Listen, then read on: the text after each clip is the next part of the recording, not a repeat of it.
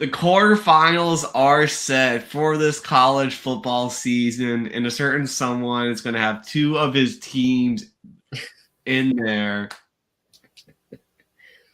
And we also had some good first round games and also some not so good first round games as well. Jeffrey, how's it going? It's almost Christmas, exciting time. Yeah, almost Christmas. I hope everybody has a Merry Christmas and a Mm-hmm. Happy New Year and all that good stuff. It's a great time of year. It's a hectic time of year for many, but you just keep it hopefully, good spirits. And yeah, and got a lot of football to watch. Got a lot of good football, and like you said, you know, decent, first round, I guess. You had some games. I mean, a couple of games were interesting, I guess. The other two, I mean, we knew that Tulane and James Madison were going to get wiped off the face of the earth. But the other two games, Miami, Texas A&M, and Alabama, Oklahoma, they gave us some fun. Mm-hmm. Even though Miami A&M was really only for the defensive, fans or whatever you want to call that. But I mean, it was a close game. But yeah, definitely excited about the quarterfinal. And not only are two of my favorite teams in the quarterfinal, they just so happen to be matched together. And again, and the number one seed gets screwed. And I don't care what people say, but the number one seed gets screwed. You're supposed to have an easier path, right? As the number one seed. And I believe that Indiana has the hardest game in the I quarterfinal. don't know. I know you're gonna disagree, but I think Indiana's got the hardest game in the quarterfinal against Alabama, and that sucks. But it's gonna be fun. I mean, regardless, I'm gonna be happy who wins. But it's gonna be kind of tough to pick that one. We've got Jackson in the house. Appreciate it, Jackson. We've got Caden the Diesel Freak in here. Not surprising. And we got Rough Rider Returns. Appreciate you for stopping by. Caden already attacking us for no reason.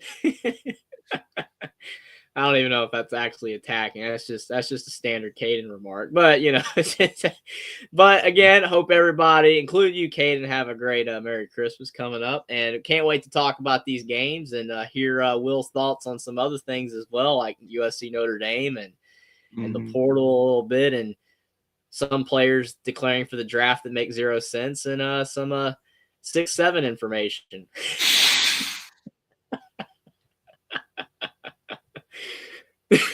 All right. All right, Bama, Oklahoma. Looked like Alabama was playing just as bad as they had down the stretch of the year. And then suddenly, after Mateer missed the open receiver. That receiver dropped that ball, though, in my mind. Dropped the ball. I was sick during this game. Like, this was when I was getting sick. So I was like, cut me a little slack here, folks. But, and then Bama turned it on and dominated the second half.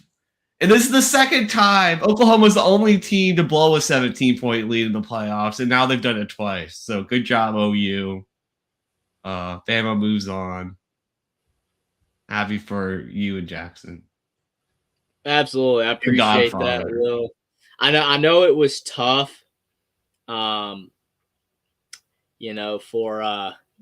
you to see Notre Dame and Miami do well. I mean, Miami didn't really do well, but defensively. But the point is, like, I know it was tough because it destroyed the argument or whatever. I don't really think so. I've said it again and again. I don't think it destroyed the argument, but I think Alabama Notre Dame should have been in. Again, I'm not going to keep rehashing that, but I mean, I don't think Alabama Notre Dame should have ever been an argument per se. Because I mean, Alabama is Alabama. Like, I'm sorry, that's a thing. Still, like, a lot of people don't want that to be a thing, but I mean, this is why. I mean, Alabama, has 3 losses and you're like, oh, they shouldn't make the playoffs. And I'm like, well, they really haven't looked all that good. I kind of maybe agree. And then they go out and do this. And now you could be like, well, Oklahoma's not good. But I don't agree with that either necessarily because of the fact that Oklahoma has been good a lot of the year, at least defensively. And Alabama put up 34 points on them. I know part of it was a pick six. I mean, but again, that's what Oklahoma did to Alabama and Tuscaloosa. So they just paid them back. I don't know. Alabama, the thing that's so strange to me about them is just the fact that, like, you remember the Georgia game, and Georgia, kind of like how last year in 24 when they beat Georgia, how they started out very well and then they held on, kind of came back with the Ron Williams score. This year against Georgia, they started out well, and then they didn't score in the second half. Alabama just held on in Athens, right? So you think about this game, it's the exact opposite. They started out like crap. They're down 17-0. It looks like they're done, and then they just flip the script, play great rest of the way, and they win. I really don't know what to make of them. They're not consistent, even in game. I mean, they could be down 21-0 to Indiana, and the game ain't over. Or they could be up 24-0, and the game ain't over. Because Alabama just does not play a full 60 minutes. I know it's hard to do that. I know for any team it's hard to play well for an entire 60 minutes, but Alabama clearly cannot play an entire 60 minutes. They're either on or they're not. There's no in between. And when they're not, they like it's bad. I mean, they don't even look like an 8-4 team when they're off. But when they're on, they're still Alabama, and they're still one of the probably 6 to 8 best teams in the country. But yeah, it's just interesting because we saw every shade of Alabama in this game. Good Alabama and really bad Alabama, but it resulted in a win. And again, it was probably the best game of the first round, rather, in my opinion, because the other games were kind of boring. I mean, yeah, it was like Oklahoma's going to win. Oh no, they're not going to win. Oh no. Like it created excitement, the game had excitement, and it was the most interesting game that occurred. We got Sports Talk with Austin coming in with a $5.28 super chat. Appreciate that, Sports Talk with Austin. He says, happy holidays. Now 8 teams remain, 1 goal and dream, the opportunity of a lifetime, the CFP National Championship. Chills just thinking about it. Austin, what do you think of Jeff Brom being the favorite for the Michigan job right now? Why is that a thing? I thought, I mean, obviously they still keep saying DeBoer, but I thought there was a couple other guys ahead of Brom. I know Fish was in there. I know. Well, I've just been hearing a lot of Jeff Brom lately. I don't know. And Brian Kelly says he would love the job. I've seen he's like, did you see the dude, the Michigan intern guy, right? Biff Foggy or whatever his name is. That guy, people are roasting that guy, man. It's like, no, we don't want him. people are just making fun of that guy. I'm not gonna roast them, but like people are just roasting that guy. It's like, come on, man. Like Penn State fans is that bad to Terry when they were mentioning him possibly being the coach. I mean, they're not gonna give it to Biff, but I don't know, man. Michigan, that's just a dumpster fire right now. That's a bad situation. That's why, like, if you're DeBoer, man, just run, stay away from that.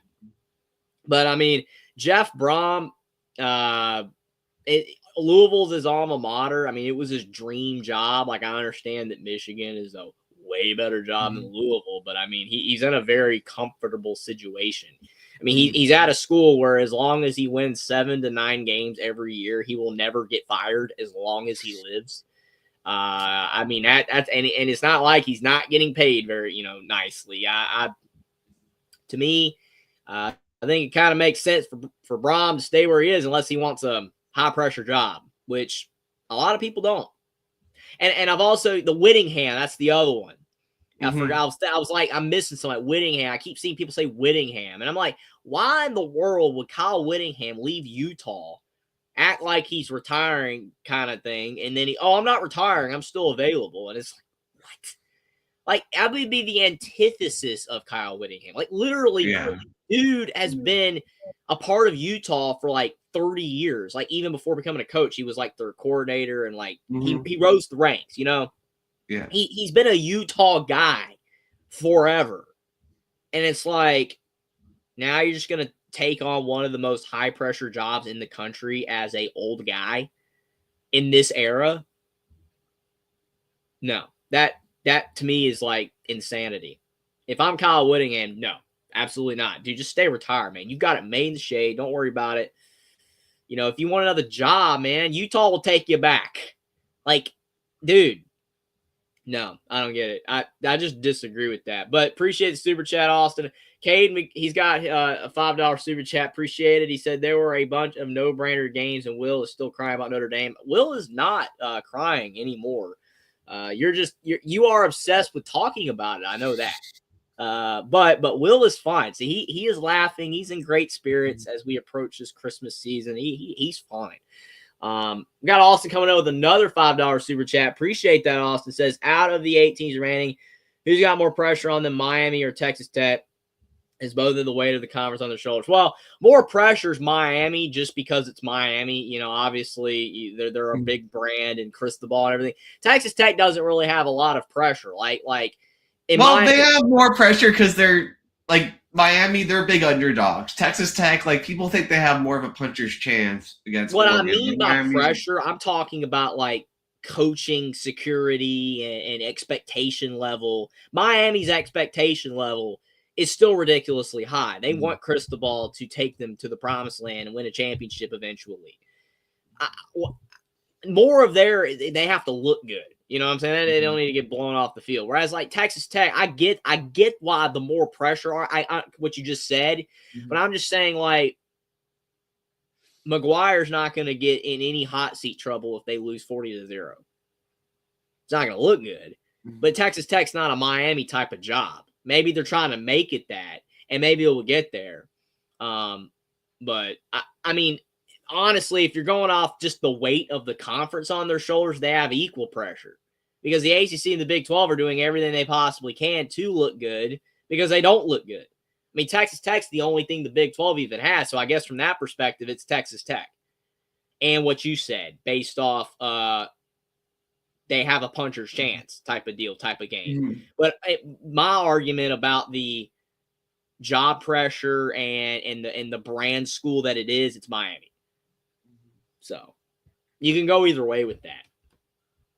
And we also have Caden coming in with another $5 super chat. He says Ohio State will be 10-time national champions, and it's a daggum fat. Drop the link. Well, if you want to come on, Caden, we'll get through these games, and then maybe like we did last time, Will can drop the link and bring him on, and he can roast us or act like he is for 10 minutes or so or whatever.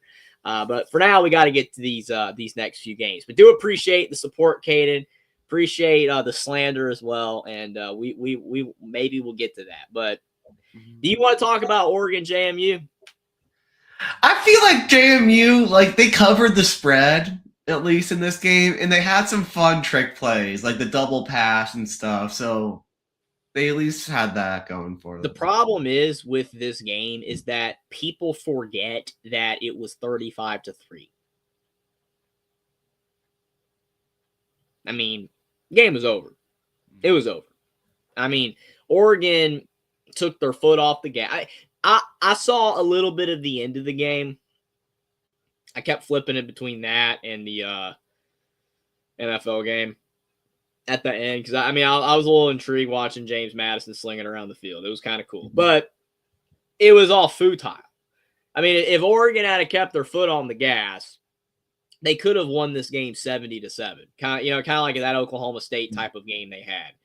And I don't think James Madison's a better team than Oklahoma State, but I mean they could not stop Oregon.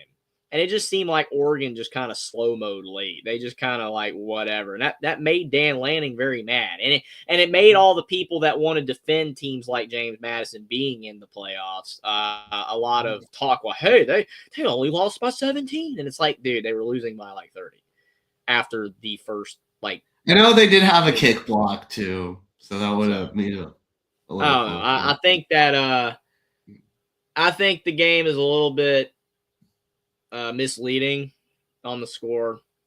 And I think James Madison got beat by a lot more than that when Oregon was actually trying. But that's my opinion. Still, kudos to James Madison for making it look respectable, and I guess giving some of those people that argument that these teams deserve to be in there. Ole Miss and Tulane, I mean, it was 41-10. Yeah, I mean, Tulane did not do what James Madison did, and they did not make it interesting at all. But the thing is that, like, these teams are just so outmatched talent-wise. Like, I understand, like, you know, I've talked about Indiana and the talent and everything difference, and there is a massive talent difference. But whatever Indiana's talent difference is, these type of teams like Tulane and James Madison, it's extrapolated tenfold. These teams just cannot compete on the lines of scrimmage. Ole Miss is a good team. Even without Lane, their team is intact and it's good. But I mean, the fact that Tulane cannot compete with them, and I know Ole Miss almost lost to Washington State, so again, it can happen. But Ole Miss was locked in from the beginning, and they played well. So it was just an ugly game. And then Miami beating A&M.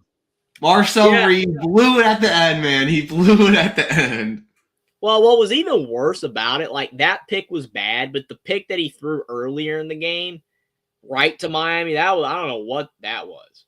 It didn't even, to me, unless I'm misremembering the play, it did not look like he was being pressured that heavily when he threw that pick over the middle of the field. You remember the first pick, right? Yeah.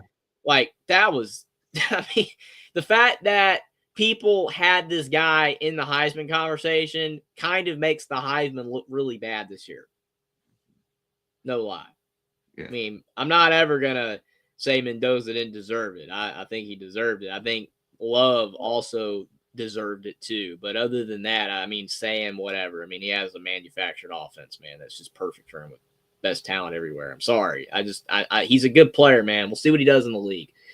I don't know. I mean, saying's good. It's just, no. Love and Mendoza to me were ahead of everyone else. But Marcel Reed, that he was in the conversation for a few.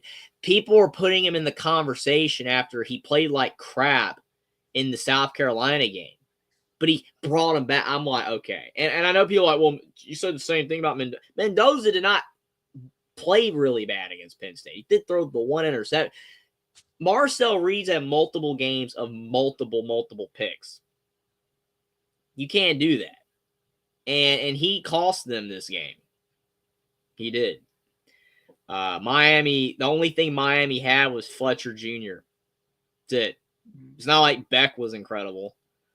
All I know is if Carson Beck cannot lead Miami, like, if he can't play well, they have no shot because they're not running. Fletcher's not putting up 172 yards on the ground against Ohio State. That's your early preview before we get to that one. But I mean, Miami, kudos to them. It was Miami's most relevant win in 25 years, so good for them. But A&M also kind of sucked. What do you think about the Scotty message? Texas A&M is last year's Indiana all over again. I mean, the issue with that statement is the fact that Indiana last year had a bunch of group of 5 transfers and a barely top 70 roster. And they played an ridiculously easy schedule. I mean, we all know this. I mean, Nebraska ended up sucking. Washington ended up being mid. Michigan was mid. They play nobody in the non-conference. I know where you're coming from.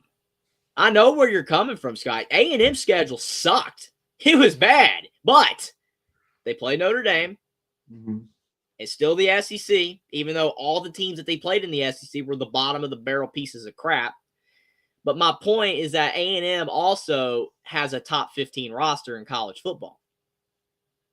And probably top 10. So that is where I cannot agree with A&M versus Indiana. Plus, Indiana was a pretty big underdog to Notre Dame. A&M was favored to win this game. So, again, the only comparisons between these two teams is that their schedule was ridiculously easy. The comparison's in there.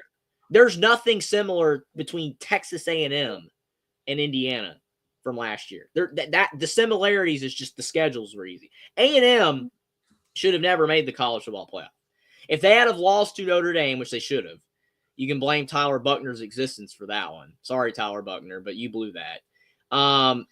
Notre Dame and their crappy defense in that game. Notre Dame would have been in, and A&M would not have been. And Notre Dame would have done better in the playoffs.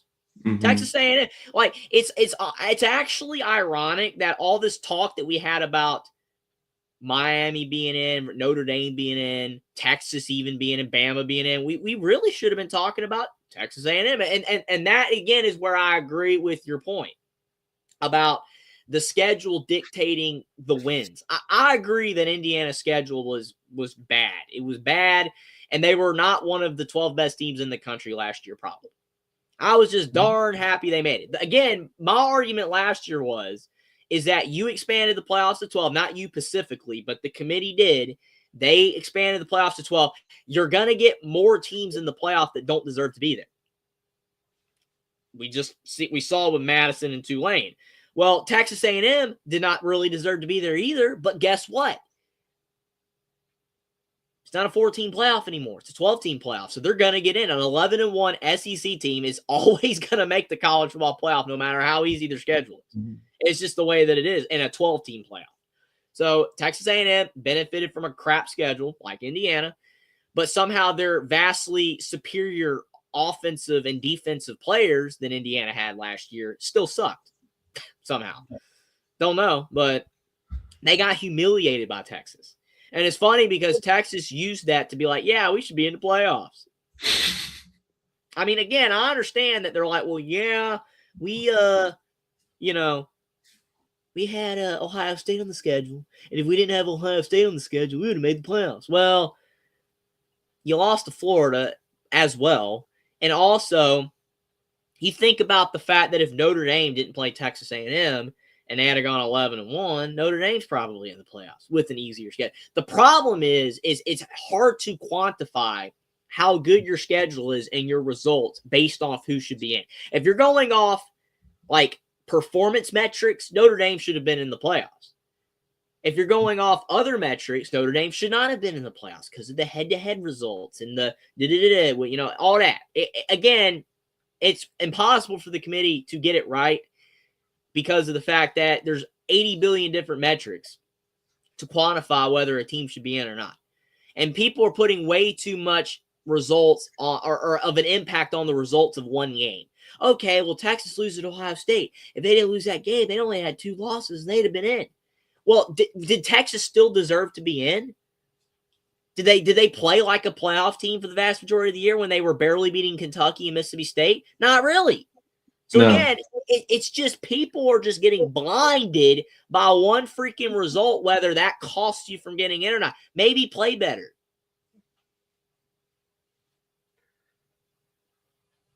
Okay. So we got Sports Talk with Austin coming in with a $5 super chat. Give Carson Beck his credit, Jeffrey. He didn't play well, but he led them on the game-winning drive when it counted. He can't even. I'm not moving goalposts. I'm just saying I don't think Carson Beck is that good. I also think that Carson Beck's not bad, but I also think Carson Beck against a team like they're about to face is probably going to get exposed again, hard, and it's not going to look good. And then the goalposts are just going to be knocked down and thrown in the river like Tennessee did when they beat Alabama. That's the problem. Carson Beck's fine. He's fine, but also is the dude, is he locked in? Because, all I know is, like, he had the relation thing That's gone. He's supposedly doing better, but there's just some games where the dude just don't look locked in. When good Carson Beck versus bad Carson Beck is a problem. Like when he plays bad, he kind of sucks. Like against your team, Louisville, he sucked in that game. That dude, he did not. He woke up on the wrong side of the bed that day. I don't know, man. He didn't sleep that night. Something happened. I don't know. I'm just telling you, dude. He's not consistent at all. And neither of these teams should be proud of their performance in this game. The missed field goals, the mistakes, the turnovers. No. I mean, Miami better be glad they're the team that won because A&M would have gotten embarrassed even further.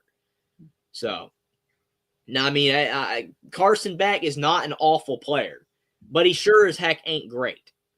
And that's the problem because a lot of people think he is and he's not. But I do appreciate the super chat. I do give credit when credit's due. He won the game. Good for him. But he only had to score once. Mm-hmm. It's not like he had to do 3 touchdown drives. He had to do 1. All right. And now they got to play Ohio State. Yeah. And funnily enough, I was live until like 5 in the morning on Saturday night. Mm-hmm. And Traveling Fools of Miami fandom, he called in and he said that whoever wins this game, whether it's Miami or Ohio State, me and him made a little wager. I wasn't going to do it, but he was like, this is cool. So he was like, all right, well, if Miami wins, then I have to give him a signed dollar bill. And if Ohio State wins, then he gives me a signed dollar bill. So I'm okay with that. See, that's a better bet, Will. Not whatever the heck. The guy in chat, he's like, oh, I could make a bet with. No, you're not. We're not doing stupid bets, man. No, you can pick on other people, but I only do good bets, and that's an okay bet. I'm okay with a signed dollar bill. That's fine. All right. But we got Traveling Full. He's very confident Miami's gonna win this game. And I mean, anything is possible, but what are your thoughts, man? If Miami can only score 10 points against Texas A&M, are they going to score any points against Ohio State? I mean, I think what is this comment, Cade? Jeffrey doesn't do bets with 2 T's because his best buddy Will lost a stupid bed to me. I didn't know that you gave him a bed as a part of the contract, Will.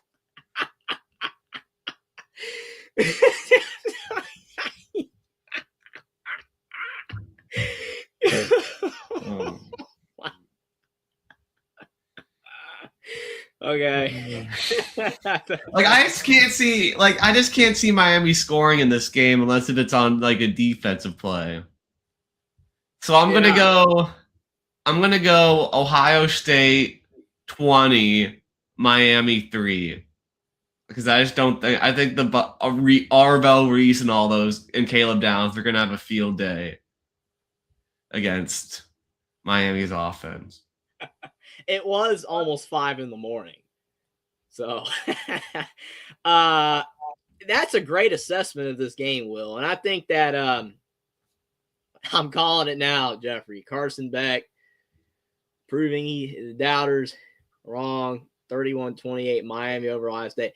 I mean, you got to give Austin a lot of kudos, man, for attempting these crazy upset picks. And again, it's not like it's impossible. Nothing's impossible, right? Mm-hmm. I mean, I think a D3 school would lose every time to Ohio State or Miami for that matter, but you never know. I'm not even reading that. Okay, that's a good one, Troy. But I think Ohio State's going to win this game 23-3. I'm going with a very similar score. I think Miami will score a field goal. But I mean, Ohio State, it's gonna be one of those methodical beatdowns that they're so famously known for, right? Where they could probably pummel you by a lot more. Yeah. But they're not going to. They're just gonna be like it's like driving a Ferrari F40 in first gear. Mm-hmm. You know, and again, me saying that about Ohio State it's sick. I mean, what if you've watched if you watch Ohio State this year, how many games did they play this year? I didn't watch them much, but you just saw the score. Like Yeah. they always would show the replay of it on ESPN or Fox or whatever, like 80, 100 times. Look at this, Ohio State. They took the lead against Purdue in the second quarter. Just every game this year, they just poured it on their opponent slowly. I mean, again, to me, I think that's what they're going to do in this game. Like it's going to be like 13-3 in the third quarter, and Miami's driving, and you're like, they got a shot, and then Carson Beck's going to throw a pick six, and then it's over. Yeah. It's just, and then Julian Sainz only going to throw for like 160 yards and a touchdown, and they're going to run the ball a lot with Bo. It's just this game's going to be boring. Mm-hmm. It is going to be boring. So I don't know. I don't think it's a close game. All right, Oregon and Tech. I mean, I will admit, there's one game I'm back and forth on, and everybody knows what it is. But this game is tricky. To be fair, I mean, it is a 1.5 point spread in favor of Oregon. The problem with both of these teams, and I'm sure Will is going to say the exact same, is that we don't know how good either team really is. Oregon has theoretically been tested more, like because they faced Indiana and lost, and they beat USC, and they beat Penn State when they still cared. They beat Iowa. I mean, Tech beat BYU. Convincingly twice. But how good's BYU? Yeah. That's the problem. I mean, the Big 12 is awful. I mean, Oregon at least is in the Big 10. The only thing is, Scotty B, about Texas Tech losing to a mid-Arizona State is that their quarterback was hurt in the game. Their starting quarterback, Morton, was hurt in that game. Their backup played, and he played all right. And Arizona State is a tough out at home. But I do agree, that's not a great loss. It's just there were some circumstances that aided that loss. I don't know, man. This one's actually kind of tough. I mean, I'm inclined to lean Oregon because I think Oregon's better, but Texas Tech is good. They look good. Mm-hmm. They look really good, but Oregon's the best team they've played all year. At least Oregon's played a team that's good. You know what I'm saying? Yeah. I mean, you could argue USC's better than BYU. Mm-hmm. You can argue that. I know there will be people that will probably just throw vomit emojis at me for saying that, but I mean, I think that USC is better than BYU. Did Texas Tech beat Utah at home, right? I believe so. So I'm sorry, but if that's the case, which I'm actually going to look that up because to aid my argument. I'm bringing it up, Jeffrey. It was in Rice Eccles. Ooh. Well, I mean that's a better win then.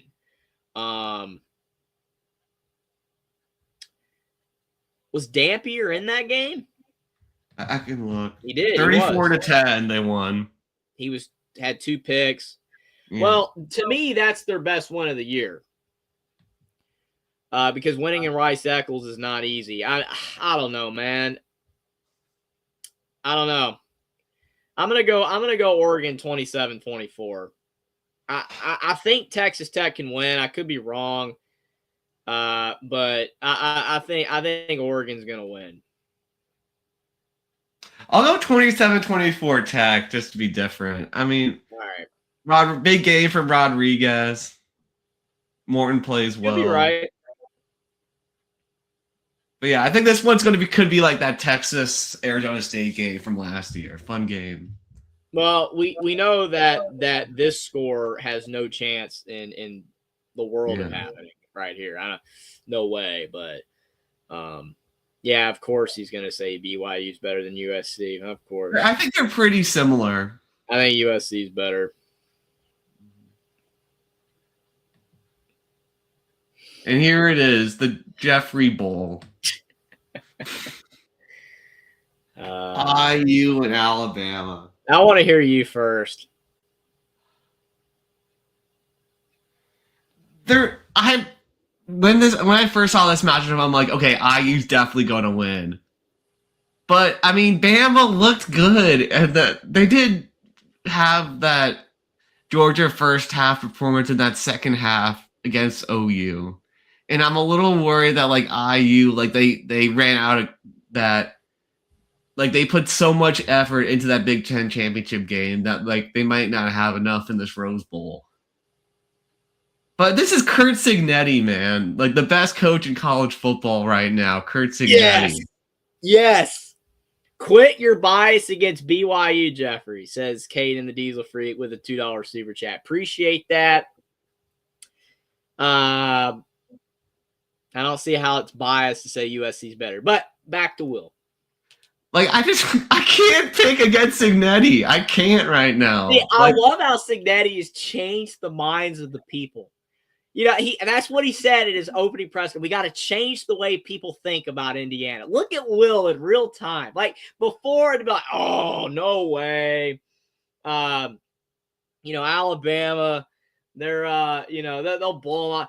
He's like, I can't pick against Cignetti. Look at that. That is unreal. So I think IU is going to win 34-17 over Alabama in the Rose Bowl, and win their first. I don't even know when was the last time Indiana won the Rose Bowl. Never. They made it once and lost to O.J. Simpson. That was the only time. Yep. They lost in the 1968 Rose Bowl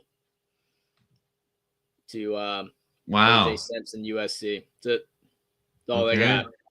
So they'll win their first Rose Bowl game. I love how Bean says if Jeffrey does not pick Bama, he's. I just think that defense is suffocating of IU. Let me ask you a question, Will. If I pick Indiana to win, does that make me a traitor to Alabama? No, it doesn't. Thank you. Because you have picked against Notre Dame before, right? Yeah. And you still are a Notre Dame guy through and through. Mm-hmm. I mean, like, if I never told people that I liked Indiana as well, because I'm like that for some reason. Got no reason to like them, but I do. But I am Alabama through and through forever. You know, like I love my Crimson Tide. You know, Alabama has not looked better than Indiana for probably 90% of the season. They've had their like 10% moments where they've looked better than Indiana, and that's that next gear, and that's the talent. Alabama's got the talent, but do you see how inconsistent Alabama is, and how Oklahoma fell apart and allowed them to come back? Oklahoma just made mistakes. It's kind of like, you remember how last year when Indiana played at Ohio State and they had the punt mistake and then the kick return for a touchdown type of thing that completely transformed the game? Indiana's not making those mistakes this year. Indiana mostly plays mistake-free football. Oklahoma gave away the game. As good as Alabama played in the second half, and they did, Oklahoma did give away that game. They did. The turnovers, the errors, the offense dried up. The only thing I'm worried about in this game is if Alabama can get pressure on Mendoza. Because, like, when I first watched the Ohio State game, you remember when Mendoza got wrecked by Caden Curry on the first play, and I was like, "Oh crap!" It's that dude. My heart was in the floor. I'm like, "Oh no!" Yeah. For one, I thought Mendoza was hurt and he wasn't able to play anymore. And number two, I mean, Caden Curry just wrecked the dude on the first play, and I'm like, but after that, Indiana mostly protected Mendoza. Alabama's run defense is not great. It's not that good. Hemby time, man. It's Hemby time. And Indiana runs the ball pretty well. And they actually ran it decently well against Ohio State, which was a underrated impact of why they won. They were able to move the chains enough on the ground. So Alabama does not run the ball well, which will help Indiana. And Alabama does not defend the run well, which will help Indiana. The only advantage Alabama has is talent, and they have an abundance of it. But the consistency is not there. Indiana has been way more consistent than Alabama all season long. Way more consistent. And I think that Curt Cignetti has proven to this point that he's a better coach than DeBoer. Mm-hmm. And the staff is better. And Indiana's keeping the staff. I mean, they have Brian Haynes coming back. They've got Shanahan coming back. I don't know if you saw, but they've both gotten extensions to stay. Mm-hmm. So Indiana's keeping them for next year, which is big. So I don't know, man. I think Indiana's got the better staff. I think Indiana's got the better consistency, but I think Alabama's got the better players by far. I mean, it's not even close. I don't even have to think that. It's a fact. Alabama has the way better roster, but they haven't consistently played well. The only way Alabama will win this game is if Indiana turns it over. If Indiana turns it over like Oklahoma did, Alabama can win. And I mean, Alabama, like, again, when they're clicking, they are a top 6 to 8 team. But I've only seen Alabama at their best, like I said, about 10% of the season. I've seen Indiana at their best a lot. Mm-hmm. I mean, I've literally seen it. You know what I'm saying? They were playing a crappy team, but I literally saw it. So Indiana's looked darn good a lot this year. Alabama's only looked good rarely. I'm not confident either way. I really am not, because I really do believe Alabama can win based off the sheer talent alone. But Indiana wants to keep proving to the nation they're still hungry. You know, like they say, like the Big Ten ain't enough. They want to continue to prove to America that they are legit. I'm going to go with Indiana to win 27-24. Mm-hmm. I almost went with Alabama. And it's going to suck if Alabama loses. I don't want Alabama to lose, but I don't want Indiana to lose either. It's a tough game. I mean, I want both teams to win for different reasons. You know, I want Alabama to win because they're my favorite team, but Indiana's one of the coolest stories I've ever seen in my life. And it would be great to see it continue. It sucks that it's got to be against Bama. I wish it did not have to be. I wish they had Alabama at number 10, which is where they should have been. And this wouldn't have happened until at least later on down the road if they would have met. But, you know, it is what it is. I'm going with IU. Now, the thing that sucks, this is one of those games that I feel like whatever I picked, I'm going to be wrong. I feel like if I had picked Alabama, I would have been wrong. Because I picked Alabama to beat Georgia. And I was wrong because Georgia, yeah. And then when they played Oklahoma, I picked Alabama, and I thought I was going to be wrong. Now I ended up being right, but I feel like this game, it just feels like if I pick Alabama, they're going to lose. And if I pick Indiana, which I did, I feel like they're going to lose. So in a way, if you're going off being a traitor, me picking Indiana is not being a traitor, because since I feel like whoever I was going to pick would be wrong, that's kind of backdoor making. You would have said the same thing if you would have picked Bama. You would have said if you just not picked IU's a traitor. So I'm conflicted, man. This is a 50-50 game to me. I just think Indiana's been the more consistent team. They don't make mistakes. As long as they don't do that, I think they will win. So I'm very excited about the game. It's going to be great. It's going to be awesome. But yeah, I thanks for the super chat, Kate. I'm getting to it. I just wanted to get to my my spill of the game. I cannot wait for this one, man. Rose Bowl, Indiana, Alabama. Who would have thought that this would ever be a game? Not me. So we got Caden coming to a $5 super chat. I'd rather drink than listen to Jeffrey's bias against BYU. Thank you for that, Caden. We remember when you mentioned that before.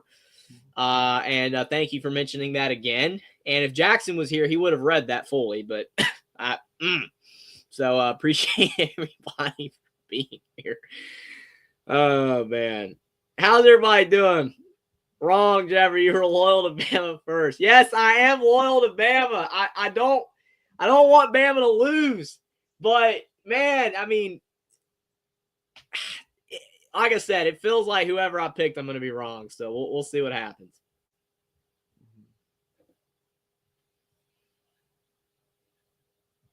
All right. Dude, it's a tough situation for me because he said, guess we never breed a Bama fan. 100% want. I want Bama to win every time they play. I do.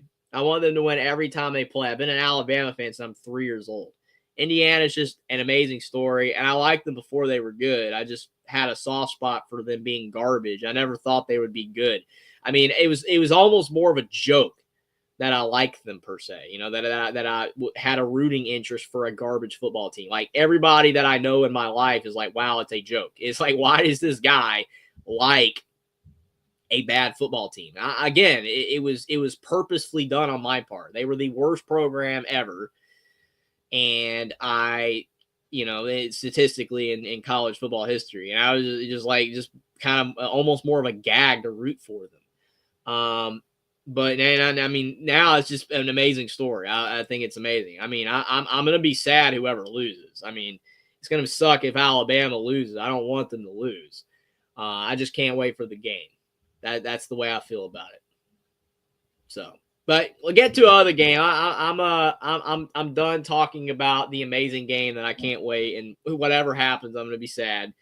But this game, a lot of people are trying to say that this is going to be a close game. I disagree. I don't think it's going to be close. I mean, this is like Ole Miss being like us against the world with like Lane Kiffin leaving. Is that enough? Charlie Weiss calling the offense. His son, not the Notre Dame coach, the son of the Notre Dame coach. With Golding still calling the defense. But I mean, Georgia looked like they didn't really look that good against Georgia Tech, but they looked like a machine against Bama. So will they play like they did against Georgia Tech, or will they play like they did in Atlanta in the SEC championship game? They played in the same building for both of those games, but Georgia hasn't been consistently great either. Yeah, they've been more consistently good than Alabama, but they've had their bad moments too. Mm-hmm. But they destroyed Alabama in the championship game. Flat out destroyed them.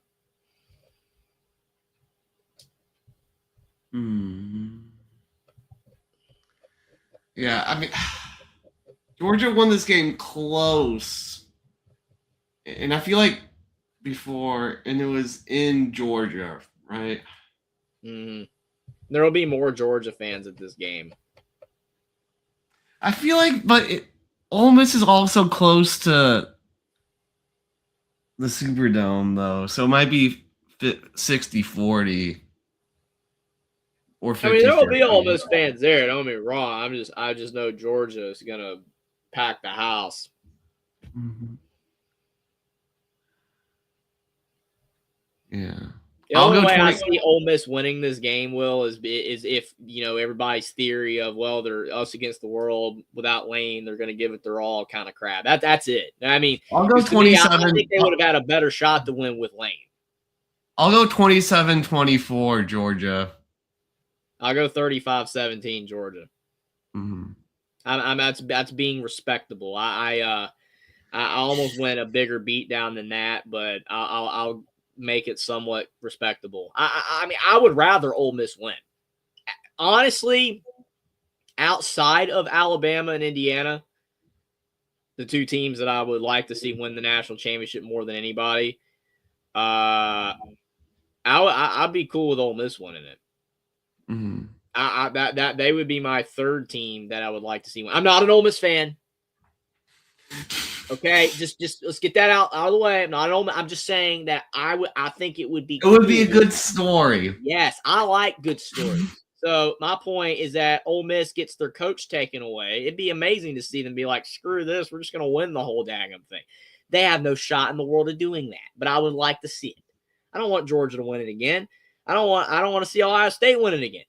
And I know people don't want to see Bama win it again, but I do because I love Bama. So, there you go.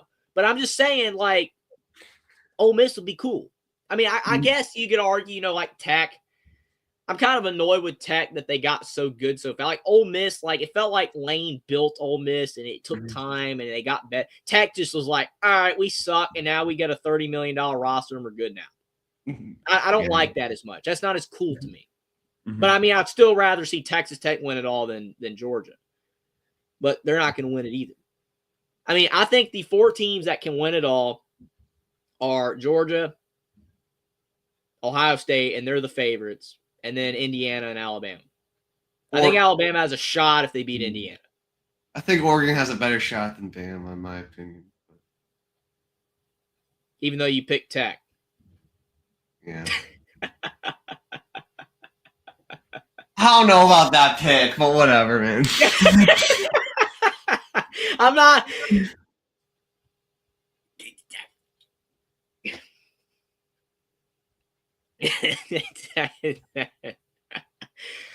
Oh. Hey, you can still want a team to win despite picking them to lose. Okay. I mean, I've picked against Bama before. I mean, the year that Alabama went to the national champion or the playoffs when they lost to Michigan, remember they were underdogs against Georgia in the SEC title game, and I picked Georgia. I thought Georgia would win because they played better than Bama all year, but Nick Saban and Bama threw a rabbit out of the hat and won that game, made the playoffs, and then they lost to Michigan heartbreakingly, which if they had to beat Michigan, they probably would have won it all. But Milroe fumbled. But the thing is, like, I've picked against Bama before. I don't want Bama to lose. I don't want either of the teams to lose, though. Because, I mean, if IU loses, I mean, the story's over. It sucks. Because, I mean, you don't know if they'll ever be that good again. I mean, I think Cignetti can have them be that good again, but they're freaking number 1. They're 13-0. I don't know if they'll do that again.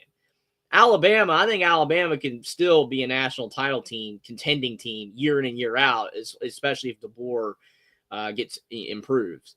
I mean, Alabama should always be here. Indiana, I mean, it's a rare thing, man. I mean, Cignetti, I think he could consistently have IU being good, but I mean, it's going to be very hard to have this type of team again. There's a big difference between being a team that's really, really good, like, hey, Indiana went 10-2 next year, and then a team like this where it's like, yeah, I think Indiana can win it all. There's a big difference. Jeffrey, like, hey, again, nobody said people's opinions and logic makes sense. There's a lot of things I say that I know 99% of you guys probably think is completely insane and moronic, but I think we all do that, man. All right, so what do you want to talk about now, unless you got more on these games? All right, we can look at the portal. We're about an hour in, but well, Caden Logic's not too hot either, But yeah. Yeah, you're starting off where we left off. We're on the 15th because that was the last time we were. TJ Finley. Yeah, he's still out there. 7 schools in 7 years. Pathetic. Jaden Davis back in the is in the portal. Michigan fans were saying he was going to be better than CJ Carr. They're in the same recruiting class, and Jaden Davis hasn't seen the field, and CJ has. So how old is he? He's a redshirt sophomore, so he's going to be a redshirt junior. Yeah, good old. No, he was a redshirt freshman. He's going to be a redshirt sophomore. Okay, there we go. Yeah. Good old Caden's wanting to come on and roast us, man. I kind of want to get through the portal first before we, if we do that. We'll get through the portal, and then we can talk about Notre Dame and USC. All right. Oh, Bama getting a tight end from Oklahoma State. Josh Ford. I didn't even hear about that. I'm sure Jackson did. I've not seen a lot in the last week.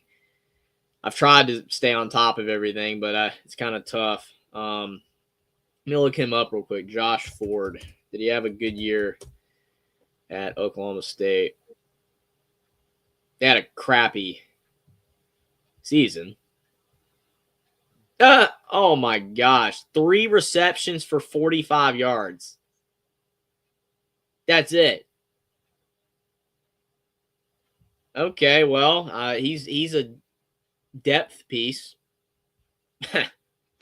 So we have Georgia Tech's backup quarterback Aaron Philo going to the portal, and a lot of people think he's going to go to Florida to be their starter next year because Georgia Tech's offensive coordinator is going to Florida. So they're going to try to run Georgia Tech's offense at Florida.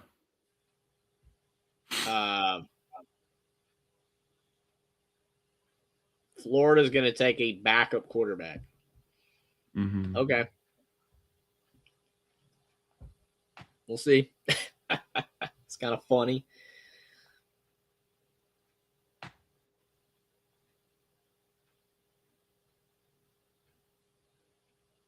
The portal is just a free for all. Dexter Williams II, former Indiana quarterback, in the portal again.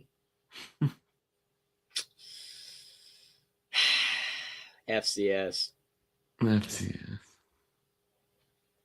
He got the win over Michigan State in Tom Allen's last year, I think. So good, good job. But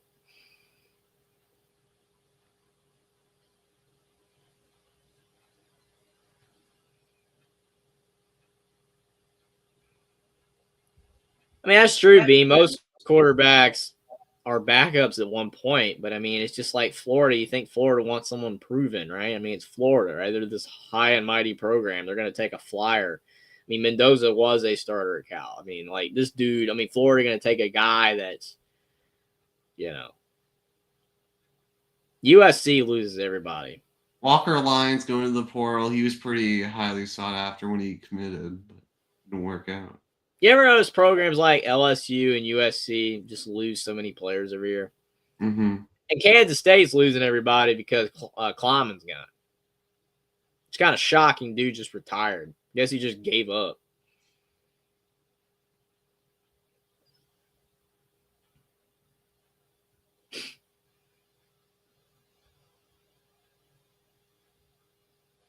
Bo Prabula back in the Prabula. Will he be going to Penn State or somewhere else? No idea. We have the Disappointment Bowl this Saturday at noon between Penn State and Clemson. I got dibs on Clemson. I know we're not doing bowl picks, but I would go with Clemson on that one. Okay. I don't know if you agree with that, but Hollywood Smothers, he's pretty good.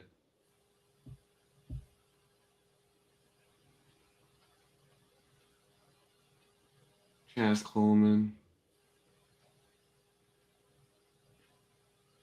It's hard to build any type of like I don't know, stability, man, at a program. Josh Hoover. Yeah, Josh Hoover has been linked to Indiana, obviously, just like Levitt and Sorsby and all these other guys. I think I read an article the other day in the brief amount of time that I had that I think that Sorsby's not in the running for IU, so maybe Hoover still is. I mean, Hoover was committed to Indiana under Tom Allen. And then there you go. I said it before Scotty even wrote it. Hoover, that's a good memory, Scotty. Hoover was committed to IU. He was thought of to hopefully turn Allen's tenure around because I think he was in the 22 class. That's when obviously IU had the bad 21 year.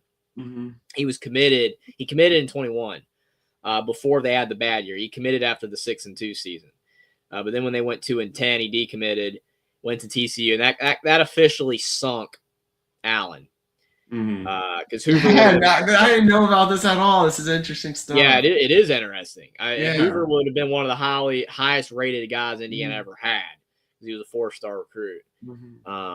But yeah, Allen lost him, and he went to TCU, and he's done well last couple of years. So I mean, I think he'd be good. I don't know if he'd be as good as Mendoza. But again, similar-ish. Yeah, but at like what they did at Cal and TCU. I think it's going to be tough because Mendoza's brother, Alberto Mendoza, has flashed enough potential that you could make a case for him to be the starter next year. But I don't think that Cignetti wants to do that. I Yeah. think Cignetti wants to bring in a guy that, like, they're going to have to battle it out. But see, a guy like Hoover, would Hoover go to IU being like, well, hey, do I have to battle for the job, or am I just being given the job? See, a lot of guys don't want to battle. I mean, look at Lagway. Yeah. Well, I'm leaving Florida because I'm not being guaranteed the job. So I think Hoover to IU would make a lot of sense, but I also don't know if he'd go there, especially if Alberto Mendoza actually has a legit shot to maybe win the job himself. So, Man, I mean, the defensive back room at Notre Dame's loaded, man. These guys are starting to leave. Like Powell to Braun Penny Powell, he's leaving. Like he's probably going to be good somewhere, but he just couldn't crack the rotation. Yeah, like Scotty said, and I did see this online. Sorsby's girlfriend committed to Texas Tech in volleyball, so Sorsby might be going to Texas Tech. That is highly likely, especially considering that Raiola is not. They said they're not interested in him. So yeah, it looks like Sorsby will probably go to Texas Tech. Okay. And sorry, I still have this cold. Jerron Payne didn't get any touches this year, really, so he's gonna hit the portal. Hopefully, he does well.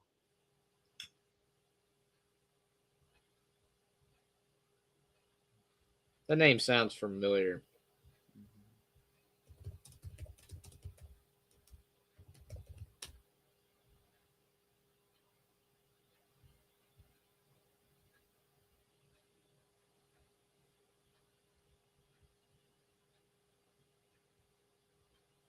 Ashton Daniels back in the portal.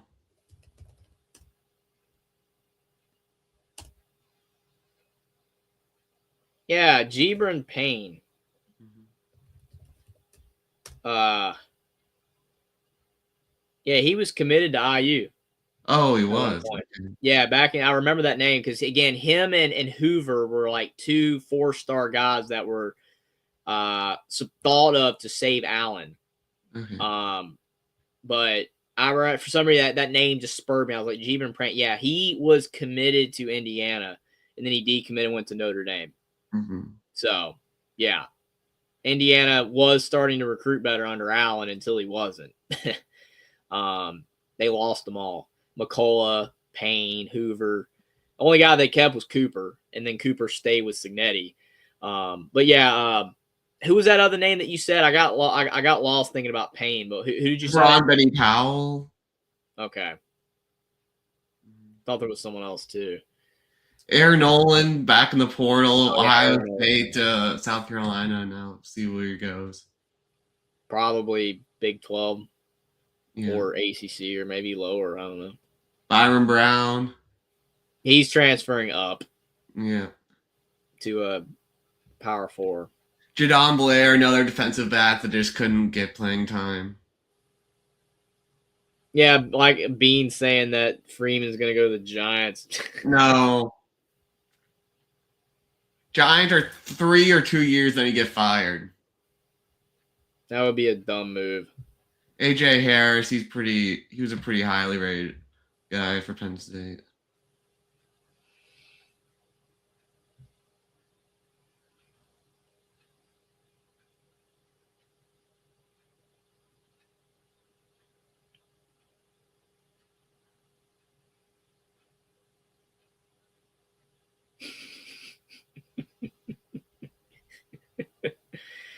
Oh man, it just never ends, dude. It just never ends.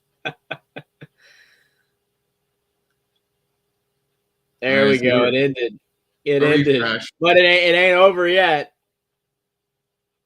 It's gonna keep continuing. No, it's it. Yeah. There'll be more guys that enter. Like it's not. It's not done. So the Notre Dame USC rivalry will not be coming back until at least 2030, and it's sad, man. It's sad, but they were set to reset it next year. It was going to be at the end of the year, but then when they apparently, like, even though this was already known that starting next year, if Notre Dame was going to be in the top 12, they would have gotten in. Like, teams knew about this, but now that it came up, now they bailed on it. Suddenly now, like, that Miami wouldn't have gotten in, now they bail on it, even though they knew about it earlier, B-Bean. So Bean says, Will, it is not USC's responsibility to help Notre Dame strength of schedule. but I mean, I don't even know what to say, man. They replaced USC with BYU, so they're going to be playing BYU in Provo next year instead of at LA. So that'll be a fun game. But I think they need a little bit more than that. So they have So they have at BYU and then at home against Miami. Those are the two marquee games next season. The problem is it's all about perception, though. I mean, they already had, like, for years they've had this Wisconsin game at Lambeau Field. It's going to be week 1. And then they're playing, I believe, at Purdue and at Michigan State. 10 years ago, they set up those games, and they thought that the Wisconsin and the Michigan State games would be tough. So it's not Notre Dame's fault that those teams suck. 2015 or 2016, Michigan State and Wisconsin were better. But again, that's the faultiness of scheduling that far in advance. You should, for example, maybe instead of playing Wisconsin and Lambeau or whatever, maybe play Illinois, who's a better team right now, or play Washington, because we know these teams are decent right now. Like they're 8-4-ish. Like Oregon beating Iowa, it's like good win. Indiana even beating Iowa. Like unfortunately, Iowa is good enough that it's like, okay, if Notre Dame had more teams like Washington right now, or Illinois, or I don't know, it's just decent enough team. I get that, Bean, but I mean that's just. I mean, they don't want to spend the NIL money buying the games out. That's the faulty thing of, like, a lot of these conferences, especially before they went to the 9-game conference schedule. When conferences going to 9 games is hurting Notre Dame, because you think about it, it's like before you played 8 conference games, and then maybe you could afford to play a tough non-conference game or 2. Now that they've all gone to 9, a lot of these teams just want to play 3 easy non-conference games, and that's a fact. And some of them maybe are playing 1. Like the SEC is like, oh, well, they can play 1, right? And a lot of the SEC, they already have their cross-conference or the ACC rivalries. That's what's hurting Notre Dame, because a lot of these teams just won't play them. Because does it help Washington? I mean, as I'm saying, like, okay, Notre Dame. Miami would not have made the playoff if they didn't have the Notre Dame game scheduled. It would have been Notre Dame would have gotten in at 11-1. Miami would have gotten in at 10-2. See, I'm not trying to blame everyone else. I'm trying to explain why Notre Dame is being screwed. All of these moves that are being made with moving to non-conference games and putting more of an emphasis on wins versus strength of schedule and all this kind of stuff, it is hurting Notre Dame and making it more and more like, hey, they need to join a conference, which, again, people are like, well, they should join the ACC. Miami's strength of schedule is worse than Notre Dame's. I've said this about 10 times and no one cares because of head-to-head, and I don't care. It's just Miami's schedule sucked as well. And A&M's in the almighty SEC, and their schedule sucked. And why? Because you've expanded the conferences so big that your schedule can blow on a given year because of the fact that all the teams you play in your league that year suck.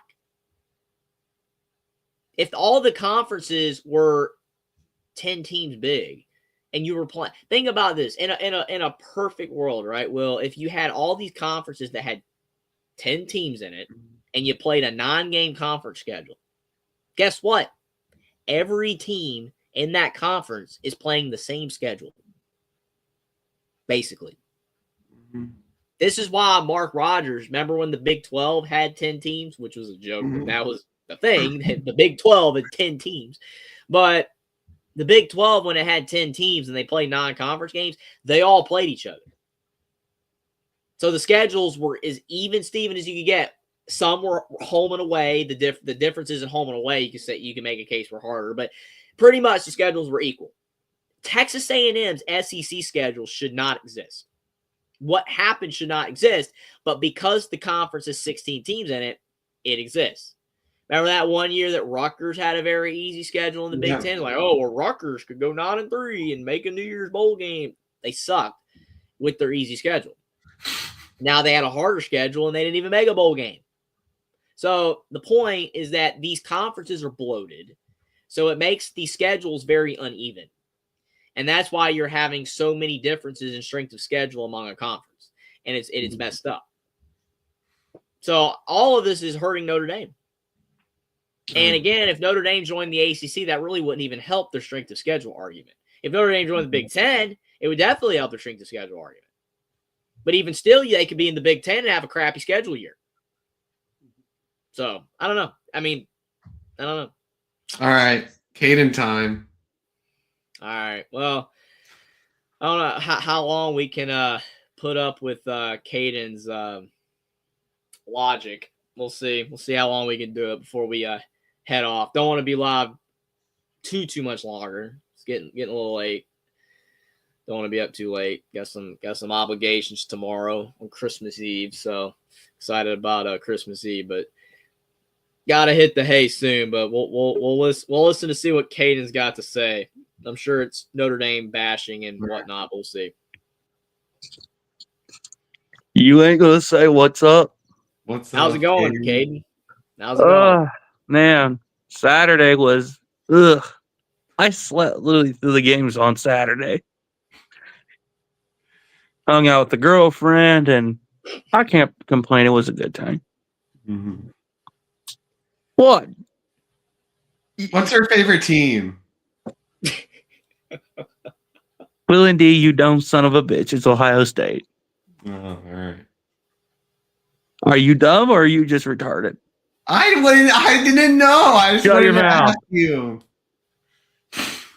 So what you're telling me, Caden, is that the people that you were talking about in Panama a while back, they're all Ohio State fans too, right?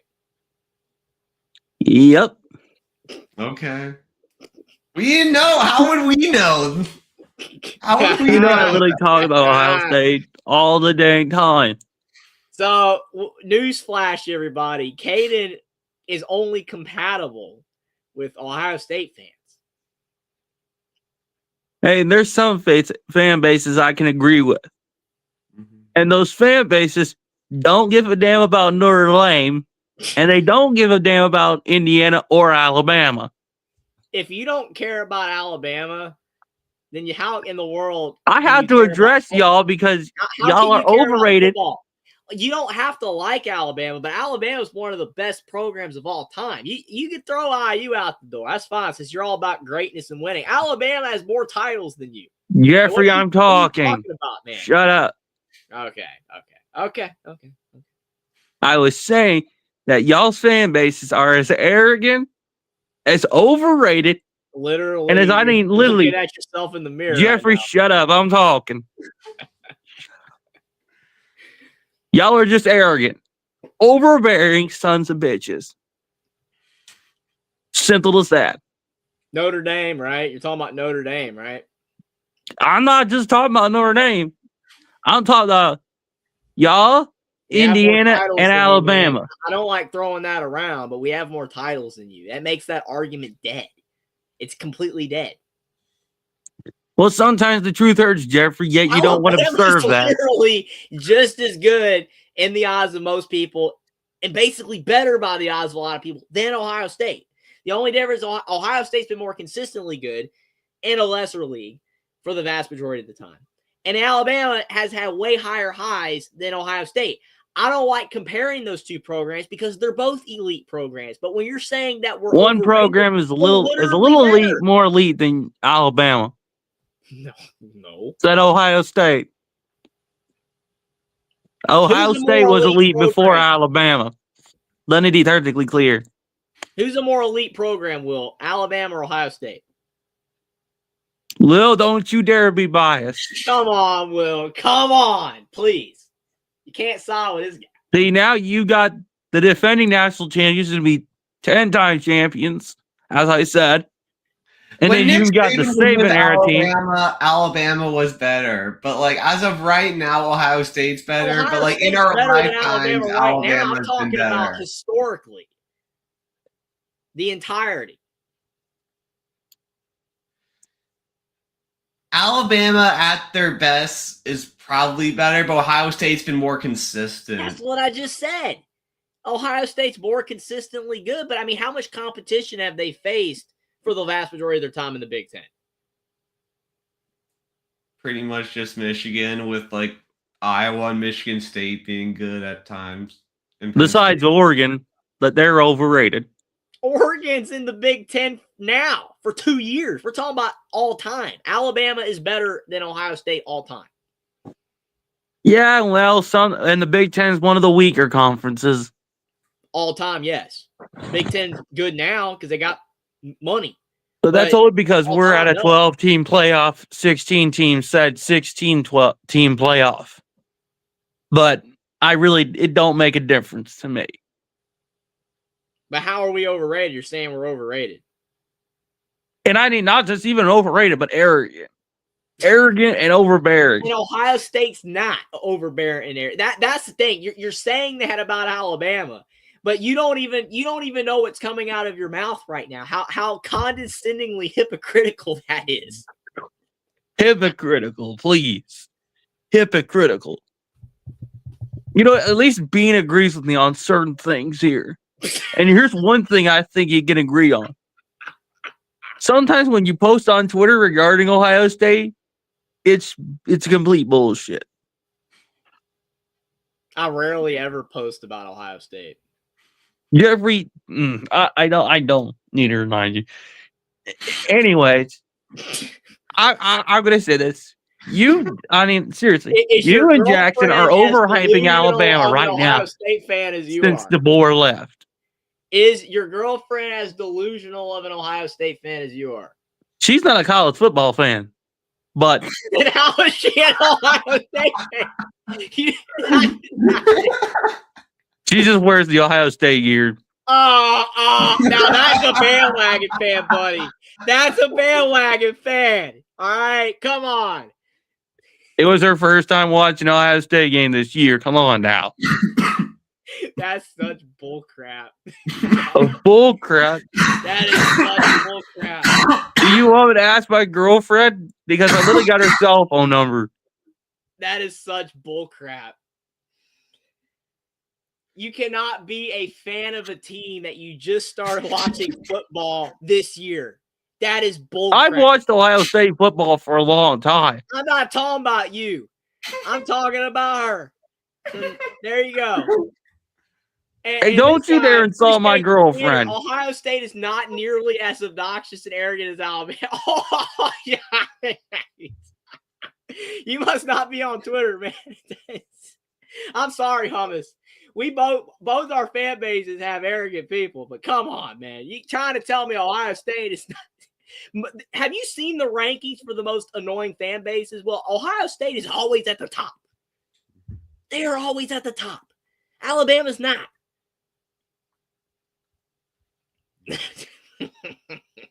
And where the hell is Jackson Johnson in the comments, or wherever the hell he is? He's probably taking a break. It's almost Christmas. Towards talk with Austin. He was in here for a minute, and then he decided to take a leave. And then that dumb, retarded Wolverine fan, Burks, just kicked the door out and said, "I'm gone." He probably just didn't want to hear it. Man. He's probably panicking about Michigan and whoever their coach is going to be. Well, I kind of figured he was going to panic and start bitching about Michigan. Mm-hmm. I never, ever once in my life ever thought Michigan fans would ever had a coach fired again. But by God, they did. Let me ask you a question, Caden. Who do you think Michigan's next coach is going to be? I'm going to be honest. I don't care who their next coach is. But the bad news for them is that they're getting the butt kicked by Ohio State. I want to look at And the I odds told your buddy here, too. Leanne Herring about Nady. Oh, what was it? About a couple hours ago, about 3:00 on WWL New Orleans. I called into the Collins show, and I told Leanne Herring a little piece of advice. She better get a lot more tissues and a whole lot more 5-gallon buckets for when they lose to Georgia, because I know Ole Miss fans are going to cry after they lose to Georgia by a blowout. How in the world can a single person cry 5 gallons worth of tears for a single ball game? I've seen fan bases do that before. Trust me. That's a lot of water mixed with Well, acid in your body or whatever. well, I know it's going to happen, so don't say I didn't warn you. And I'm not going to apologize if Georgia beats the hell out of Ole Miss. You're not gonna hear me apologize either. I mean, I'd rather Ole Miss win, but I know they ain't got a shot, so that's why I picked Georgia. And here's the other news. It looks like Kyle Whittingham and Jeff Brom are the 2 favorites. Who do you think would be a better hire? I guess You're Whittingham? asking me? Anybody who cares. I don't care. They're dealing with Ohio State. Well, there you go. You don't care. That's why I was like, anybody who cares will care. So who's a better hire? I mean, I would say Whittingham, but I don't know if he is really like cut out for that type of job at this stage of his career. I mean, unless he is, but Okay, if Whittingham becomes the head coach, he better get their asses straightened. Because if he doesn't, someone's going to have a bad season in Michigan. And that same thing goes to Jeff Brom. I think he should have stayed and retired, Whittingham, and I think Brom should stay at Louisville. And speaking of that dumb Michigan fan Burks, he was talking smack to me earlier, and I was wondering what the hell he quit for a second. Mm-hmm.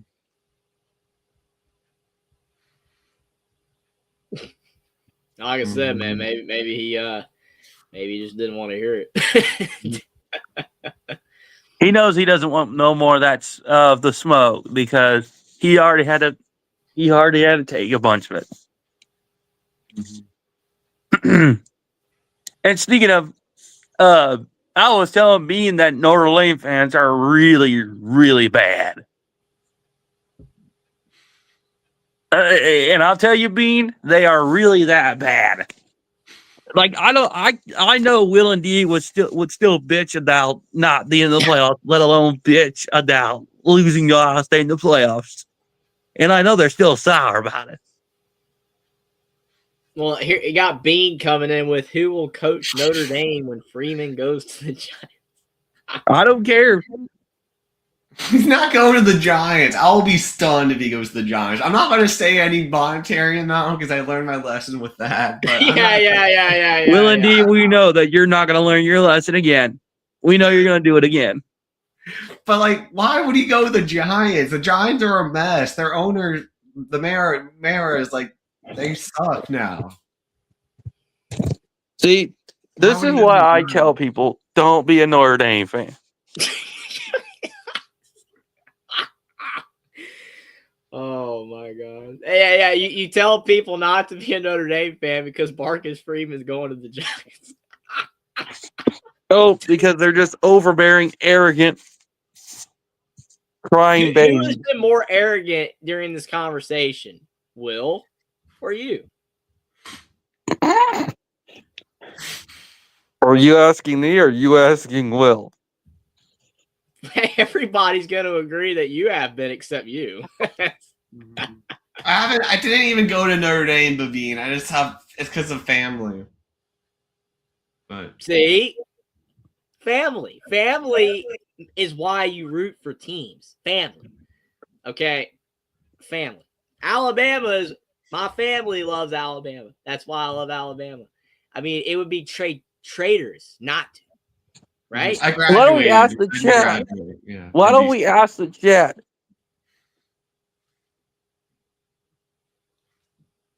Does your parents like Ohio State, Caden? My mom and my two uncles, one uncle who I never met before, who I never got to meet due to dying 3 months before I was pregnant, or well, before my mom was pregnant with me. Yeah, I misworded that, Jeffrey. What the hell?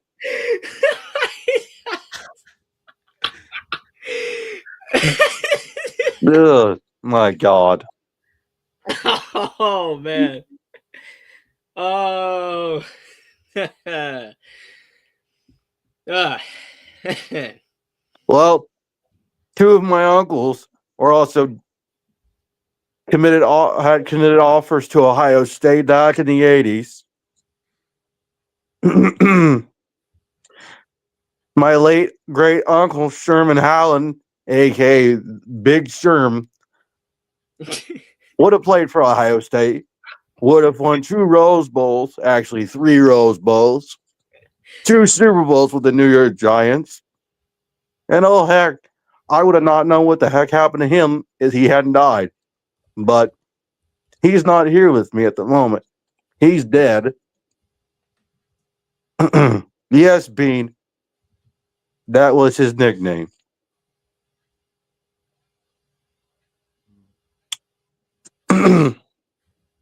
My grandfather's a big fan of the Buckeyes, and everybody else on my mom's side of the family is a big fan of are big fans of the Buckeyes. Back to the days of Paul Brown, the late great Paul Brown. Oh, congratulations, Thomas. What's the fellow's name? I'll need to ask my grandfather. He knows him.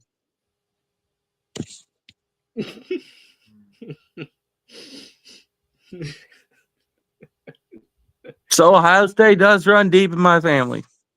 All right. That's good, man. Glad. Speaking of, where is that Twinkie eating varmint, Austin? I wonder where that little Twinkie eating varmint is. Probably eating Twinkies probably about right now. All right. Sorry. Yeah. Sorry. You stepped. This is the stream of us that you saw. Yeah. No, thanks for being here, though. I mean, we do have more. Well, I can't say professional streams, but I mean the first half of the show was normal. Yeah. But once you bring on Caden, you know what you're gonna get. I mean, you either like it or you don't. He does provide a lot of great laughs, so it's good entertainment. Mm-hmm. And speaking of, where's the one who called me trailer park trash? Yes, Thomas, Twinkies do exist. So I don't need to hear that dumb response, Thomas. It might have been a legitimate question. Yeah, you heard me right, Bean. I called Austin a Twinkie varmint. I didn't stutter about it.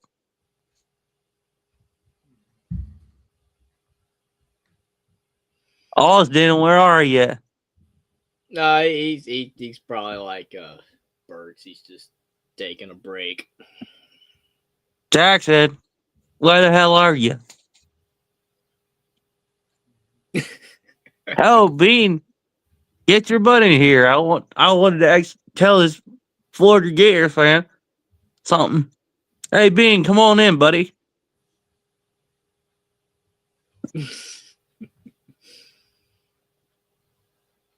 Got any Christmas Eve plans, Caden?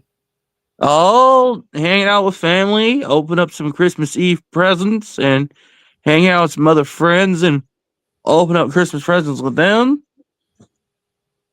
Eat some. What do you ask? Do you ask for some like gas gift cards for your engine, or what do you want? Well, if you want to know the list of the diesel freak, you might as well.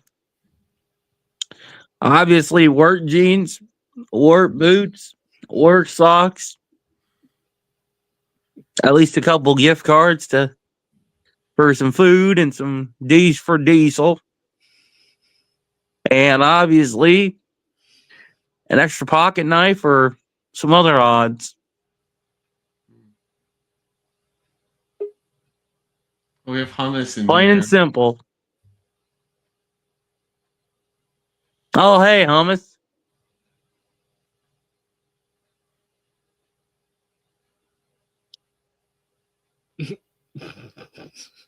Hummus. Hummus.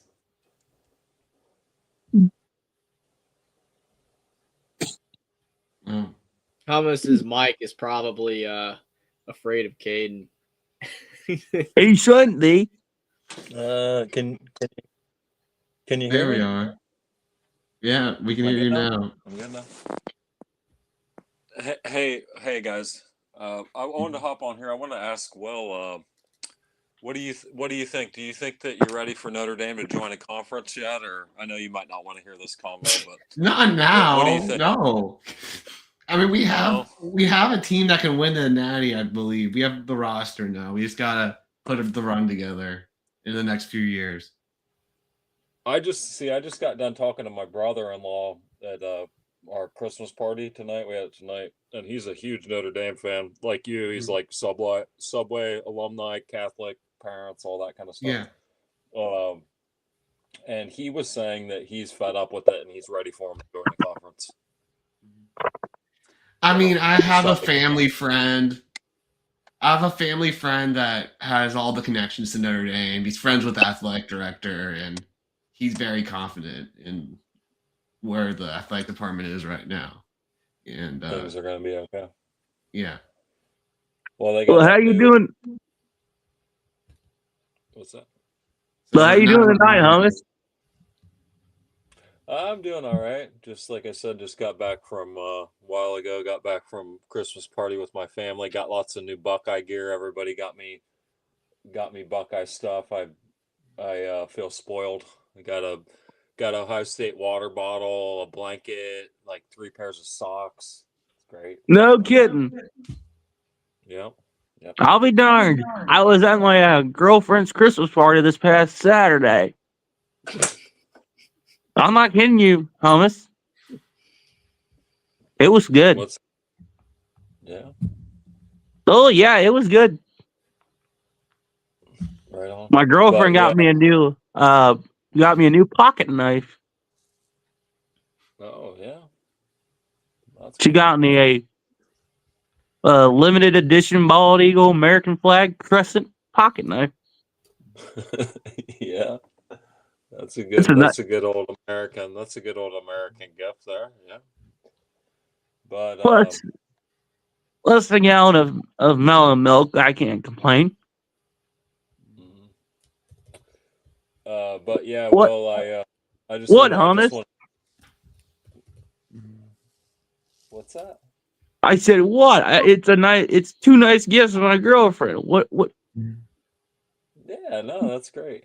I'm glad that you received those. It's about giving and maybe receiving a little bit too, but it's more about the love. It's the gift that keeps on giving all year round. Love. So you gotta show love to even Austin and other people. That's what. You do my treat to Jeffrey, Will, and Austin Jackson is just giving them hell because my girlfriend laughs about it all the time. Oh yeah, I'm sure. Even though she's not a college football fan and doesn't care about anything that we're saying. Caden, I think you might get visited tomorrow night by 3 ghosts. Yeah, the ghost of Christmas, Alabama, the ghost of Christmas, Indiana, and the ghost of Christmas, Notre Dame. That Bama one's for last, dude. Yada yada yada. You'll wake up. You'll go through it. You'll go through it, and you'll wake up, and you'll be a new man, Caden. Yeah, you'll respect other people besides yourself and Ohio State. Hummus, I ain't no scared of damn ghosts. And here's the funny part. Them ghosts ain't coming near me because they know I ain't nobody to mess with. I ain't scared of no ghosts. You bring your Twinkie eating ass in here. The show's never gonna end well. If it gets out of hand after this, we gotta end this puppy. Oh no. See, here's the thing, Austin. I get more melon milk than you get in your lifetime, bud. Why? Because my girlfriend is that sexy. So shut up.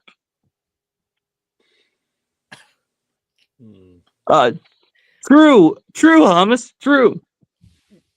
Did you hear what I thought I heard, Will?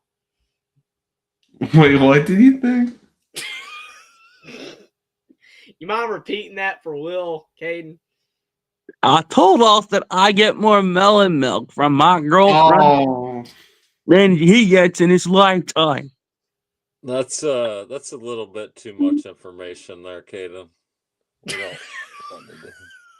We don't need to. Do you not know that I date an girl? We don't need to hear. Yeah, about and they're your all girlfriend. Ohio State fans. They just suddenly become Ohio State fans when they're with Caden. No, We don't. they're just a fan of me. We don't need to hear about your girlfriend's honeydew. So we're good on that. Hey, hummus, if I want to flex, I'll flex. As far as I'm concerned, as being the baddest Buckeye walking this dag on earth. But that's kind of a juvenile flex. So come on now.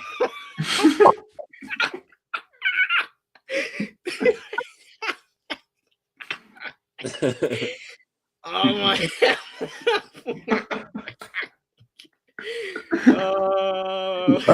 Bean, I'll tell you that story on Sunday. Yeah.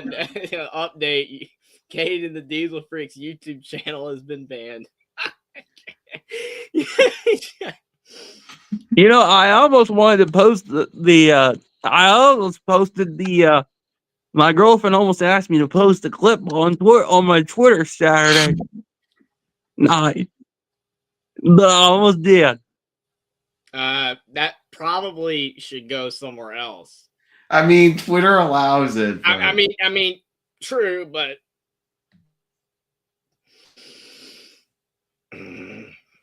just because Jack and Jeffrey were asking about my girlfriend, and they're like, "Oh, does Kay the Diesel Freak have a girlfriend?" I'm like, "Yeah, I do." I literally don't care. Oh, here's the dumbest son of a bitch walking this earth. I'll make it real snappy, real quick. Hummus, Jeffrey, Will, block me for a second while I put this doofus on blast. Listen here, Caden. You're looking at the greatest of all time. I'm the last real champion, pal. You want to talk about being the man around here? To be the man, you got to beat the man. And I'm the man around here, okay? And Jeffrey's my sidekick, of course. Because I love Jeffrey and Will too. We love Will too. But you, Caden, are the scum of this earth, good buddy. Are you done spitting your bullshit, Austin? Because you're just as ugly as they come, and you just talk the most bullshit I've ever heard. That was a verbal beatdown. How do you like them Twinkies? How do you like them Twinkies, Caden? I don't even eat Twinkies. Austin came in here and said, I know what a Twinkie is for you, Caden. He said, I'll show you some Twinkies, Caden. You stick those Twinkies in your diesel and suck it. I couldn't hear what the dumbass from Louisville was talking. Hey, listen here, Caden. Listen here, bud. I can't help that you're jealous of me because I'm winning over here. You know what they say, winners write history. I'm the greatest of all time, like I just said, because I'm winning. What are you doing, Caden? You're losing, buddy. Buddy, old pal, I'm winning in life. Well, Austin. Caden only quantifies winning whether his team or your team wins a national championship or not. So in that case, you're not winning. And Cade's winning because his team won a title, and unfortunately Louisville is not. But in every other aspect of life, I'm winning. I've got the job. No, that's not what I've got the girl, and I've got my life going just fine. Hell, me and my girlfriend were just planning our wedding. Well, if Lord, poor her. Clip, it probably wouldn't have occurred. Yeah. Oh, what did you say, Austin? I couldn't hear you, dumbass. That poor girl. She needs a therapist. Yeah. She's got to switch her fandom. Oh no, her and she's fine where she is, and she accepts me for who I am, and that's all that matters.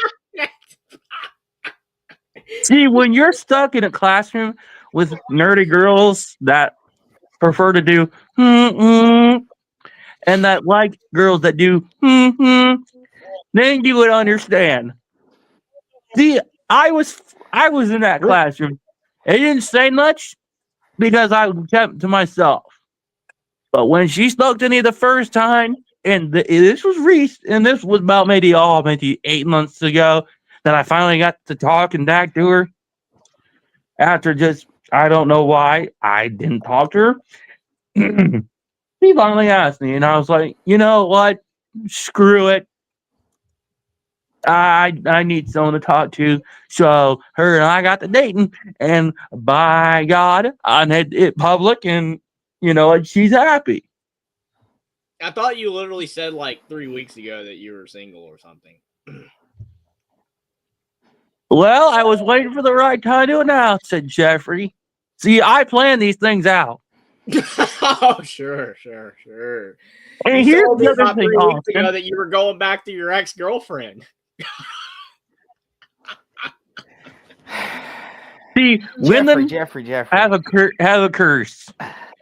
When they want to be with me, it's harder for them because they know I'm too hot to handle. But I there's thought only a that you said they few. run away from There's you. only a few that Nady can run with me. But that's why Yeah, the I diesel have the fumes girlfriend. scare 'em off, man. Listen, Caden. I don't think that's why they're more hurt when they're around you, good buddy. Like, let's not kid ourselves here. Like, Jeffrey, he's a specimen of a man. All women would be with him. You, on the other hand, diesel freak over there, Caden, whatever you like to call yourself, that they run the other way when they see you, pal, because they know you got gonorrhea. Yes, there's the return of that. You remember that? It's the fumes. The fumes are gonorrhea. Austin, Even Sherry's renaming our show. Austin, do you know what it's like to be in a classroom full of nerdy girls that like comics that eventually want to do for a living? I can only imagine what that is. I have no idea. Because I'm dating one. Listen here, Caden. Listen here, pal. I don't know what your is, but you can take your and stick it where the sun don't shine. Hey, pal. Jeffrey, if you know what the blank means, put it together. I know what it is, Caden. It's called satire. But No. you see, 2 letters. OF.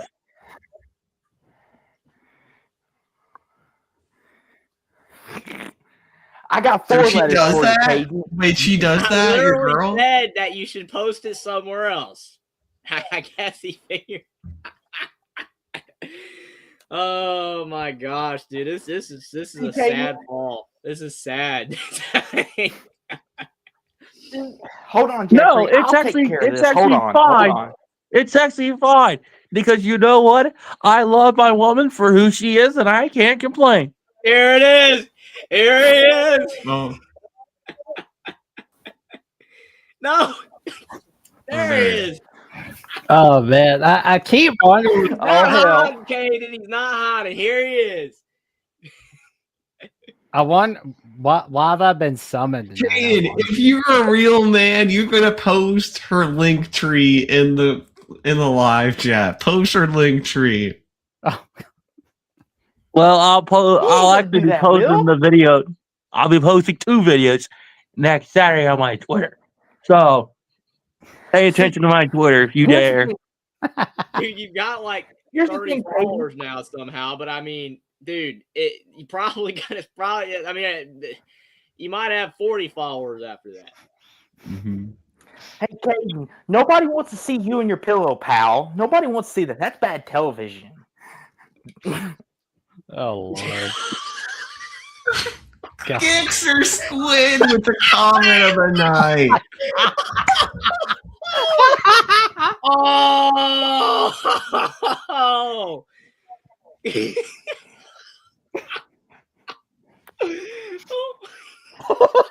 This show's gone. It is gone. Oh, No, I'm not a dairy farmer. But my girlfriend is just. Thomas is done. He's done. Yeah. See, Oh no. He's Caden, got I'm the gonna word. rap you. I'm gonna rap you a song, Caden. I made this just for you for a special occasion, just for you, pal. Oh, I wonder what the bullshit you're going to sing now, Austin. Jeez. This is gonna be a good rap one. And Jeffrey, I hope I dedicate it to you, Jeffrey, in your name and image. He's Yo, giving a look out of what the listen. hell am I doing with my life at this hour?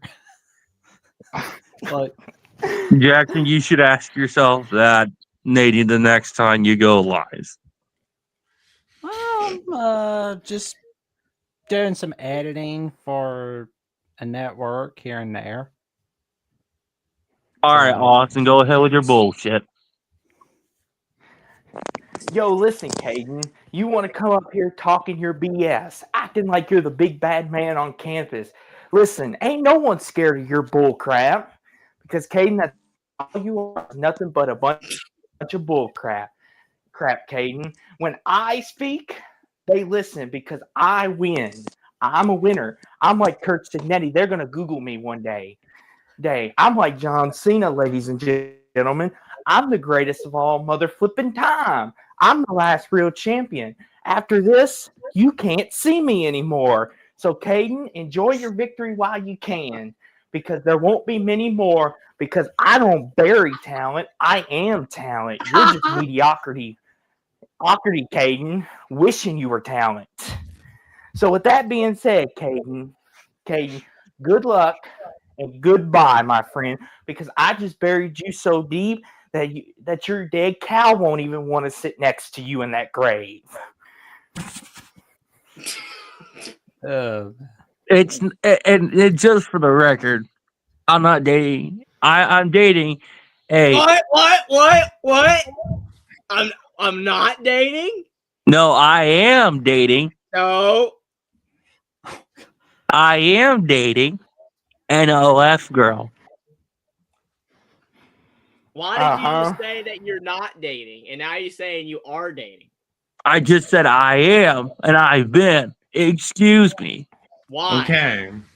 Why? Oh, I wanted to leave it a surprise. Why not, Jeffrey? I announced it with Jackson that I was dating somebody. I didn't say specific. I said her name. Since you've told everybody about this relationship, I mean, it kind of adds some validity to what Austin might have been talking about earlier. And Austin's full of bullshit. Because Hey, Be very, very, very careful, Caden. Jeffrey, you're the one who needs to be careful, buddy. Because you're in the room with a 9 times soon to be 10-time undisputed national champion in the building. We got more titles, Caden. I didn't know you played on the 1968 national championship. Yeah, Caden's like 60 years old right now. Yeah. Excuse me, my mother's side of the family has a long lineage of Buckeye. Excuse me. Dude, Gixer Squid is roasted you, man. It is. Your squid ain't worth shit. See, grandfather and great uncle got to meet the late great Woody Hayes.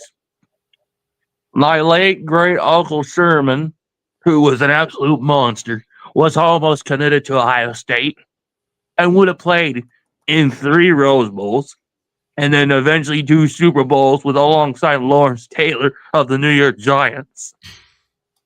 And let me tell you, he was a giant man, 6'4", 255. Oh, and I know that fact. It's not even that big. Well, for the position he played, He was a freak of nature. I've got the genetics. Excuse me, Jeffrey. The Buckeye's talking. 5'9", 140 then. 6'1", 202 pounds. Excuse me. Okay. Well, maybe we'll be able to identify that on your video. So I got Buckeye lineage in my blood, buddy. Excuse me, if you see my blood, it's red, scarlet red. Excuse me, sir. Everybody's blood is red. Yeah. But when you're a Buckeye at heart and you're the Buckeye in the mindset, If that's your the blood bottom. wasn't red, then you'd be like some other life form. Well, maybe God just gave me some amazing talent. Then why are you not a Ohio State football player then, man? Oh yeah, I forgot. You decided you wanted to work hard. Okay. Which I enjoy. Fine speech, Oh. fine speech, Caden. That's a fine Jeffrey. speech, Caden. But I know he wouldn't all last know a it's minute BS on the word, John. And I know Austin wouldn't last a damn minute.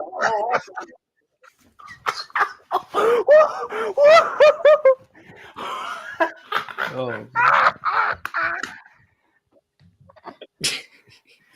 I damn sure know Will and Jackson wouldn't last a goddamn minute. Jeffrey, you hear this, bozo? Oh, we can hear it. We can hear it. Oh no, are they hearing you, you dumb son of a bitch? Hey, listen here, pal. Pal, No, listen. no, You ought to come no. work for You me keep your for mouth the day, shut, pal. you son of a bitch. You keep your mouth shut, you bullshitter. No, you keep your mouth shut, you twink eating son of a bitch. Look at Will right Hey, now. Caden, it's Will's real like, easy. what have I done? Caden, it's real easy to talk shit behind the screen, isn't it? Hey, I could back it up with my fist too. Okay. No. Ooh. Just trust me. Ooh. I've Hey, been there Caden. and done Ooh, that. I'm so scared. I bled, I've sweated, and I never gave a fuck. And that's why you're not on the Ohio State football team. Nah. Jeffrey, sometimes hard choices are to make. I made a hard choice, Yeah, but that's why you're dating at the time. Yeah. hey, if I wanted to go play at Ohio State, I would have. But I said no for reasons. I don't need to explain it to you because you're nothing but a dumb motherfucker. And you don't understand what it's like to be someone that's as genetically talented as myself, let alone my brothers from another mother who have bled, sweated, and didn't give a fuck. Didn't give excuse and played every single snap with no excuse. Talented. That's what you said. Talentedly, genetically talented. What does that even I didn't stutter. I didn't stutter, Jeffrey. What does that even mean? I'm talented, but I'm also genetically talented. Okay.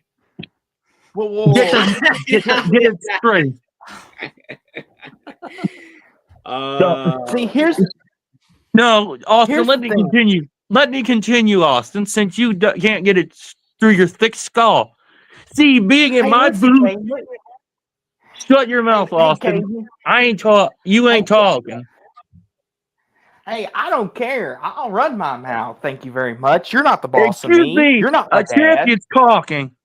Oh God. Hey, The listen, champion you're is talking to the talking. last real champion. Hey, you're talking talking like it's your channel, not Jeffrey's. Yeah, I'm just yeah. I told Mark Rogers to shut up. I told Pigskin Thief Blue to shut up. There's a reason why nobody likes you and think that you're the most arrogant sports fan that doesn't know what he's talking about on the planet. I mean, literally, Mark Rogers called you a moron. That's not a good thing.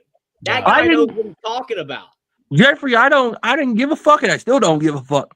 Well, maybe you should, because I mean, it's just not going to get you nowhere, man. It's not going to get you nowhere. In order, people like if that, you, man. one thing to remember, I'd rather be hated than loved. And honestly, there's a saying: I can be hated by all, respected by few, and loved by few. But that's all I live by. Because you have to understand where I'm at. See, I'm the guy who played in the most intense rivals in my state. Let alone, I come up from a very small town with a lot of heart of the high school football league. See, you don't understand that. But let me just say this. From where I'm at, that's respect. How come I don't understand small town America? Because I don't live in your small town in Ohio. And you know what? I'm glad that I don't live next to morons. I live next to some bad some bitches that I played against. And if they You weren't Ohio realize, State fans, then you would Caden, load that them all. you're when you say like you're a tough son of a bitch, or when you're saying it's a bad son of a bitch, you realize you're calling somebody's mom a bitch, right? Big hugs, Jackson. Yeah, I can't I wait. played against I cannot tough wait some for the bitches. girlfriend's reaction. Yeah. My I girlfriend knows Hey, this. Caden. Hey, Caden, She you're still saying loves all me for this. being who I am, and she don't give a fuck. She loves me. Hey, Caden, you're doing a lot of talking, pal, but a lot of times your action does the talking for you. If you're everything that you say you are, Caden, you wouldn't need to be spewing all this right now. But you're not the man you say you are because you're having to do this. Hey, Austin, you ever heard of I can walk the walk and talk the talk? I can do both. So keep your mouth Hey, shut, but dumbass. hey, Caden, people respect you more when your actions speak for you instead of your words. Like you know what it's like to be in my boots. Like you know what it's like to be in my boots. Yeah, you never want to be. Yeah, they probably stink. Hey, I don't. Hey, Caden, I don't know what it's like to be in your boots. Oh man. But hey, listen here. There's one thing that separates me from you, Caden, and everyone here can vouch for me on this. Is when I say something, I keep my word for it. I owe Jackson money. I paid it up. Jackson got his money in full tonight, and I've Nice, always man. had his back, no matter how much I drive him nuts. And I've That's more got than money I can from say Will for and you. Dee because he ran his mouth. I told Will not to make that bet, man. And he did. So, Hey, and Bean, you missed out. he said that you wouldn't want to be in his boots. Hey, I Will, just why told don't you you tell Austin that you lost $500 to the diesel freak? I did. It's common knowledge. Everybody knows. We feel bad for Will. It was a tough day. And I gave Yes. Will hell, and he deserved it. Yeah, but he also took it like a man, dude. I mean, you crumble apart. I didn't want to give him any more because I knew if I broke him more, he would have not even been on here. And you damn right. Well, actually, I'm damn right because I would have broken that boy. So, you know, Austin, be lucky that you're not my boots. Okay, no. Caden, I don't want to be in your dang boots. Yeah. You wouldn't last a minute being me. Hey, Caden, Quiet, little boy. But there's a message that we see from Stephen Cherry. Have you guys talked about one college? Oh, they have. I don't think Pennywise is in the chat, but Pennywise, I would have knocked his ass out. Hey, Will. all right. Before we give Will the floor, since Bean wants to hear Will, hey, Caden, what is your reaction to this comment from Gixxer Squid? Oh, he's just retarded. Retarded piece of shit. You want to be me? Like you can. You want to be in my boots? Like you can. So, All right. because I think I explained myself pretty clearly. Mhm. All right. Caden made me mad because he was talking trash about Notre Dame. So I said something I shouldn't have said, but I stood by it and I paid him the $500. But I was so confident in Notre Dame making the playoff. I said, Notre Dame's going to make the playoff, and if they don't, I'll give you $500 or something like that. And You did? unfortunately, they didn't make the playoffs, so I gave him $500. And I'm glad Will lived up to his word and grew it. That I'll give him credit. I like how Caden's quantification of is whether you pay a bet. But unfortunately, there's some people I think there are other qualifications for that. qualifications of what, Jeffrey? I wanted to know. Other qualifications: being a hard worker, being a good person. Well, also Good being being one Don't down. hold by your word, you know. Stick Like, it it's not by- all about making bets and telling people off and crap. Don't Hey, don't buy your seriously. promises, taking responsibility for your actions, you know, and not blaming everyone but yourself. That's one of the other. That's another quality of being a man as well. You know, I've won my bets fair and square. You know, And I've won my deals fair and square. I've won every injury fair and square. I battled through every injury I've had. And I didn't give a crap. So I can say proudly, I'm still the man who I No, but what am. about your friends, Caden? What about your ones that are closest to you? Were you a man for them? That's what counts at the end of the day. What your Mhm. peers think about you. Not tears, not brothers from another mother who I work every day with. They all love Caden because They they're honestly all respect you. State fans, and they're all arrogant, and they all talk crap. Yeah, we know.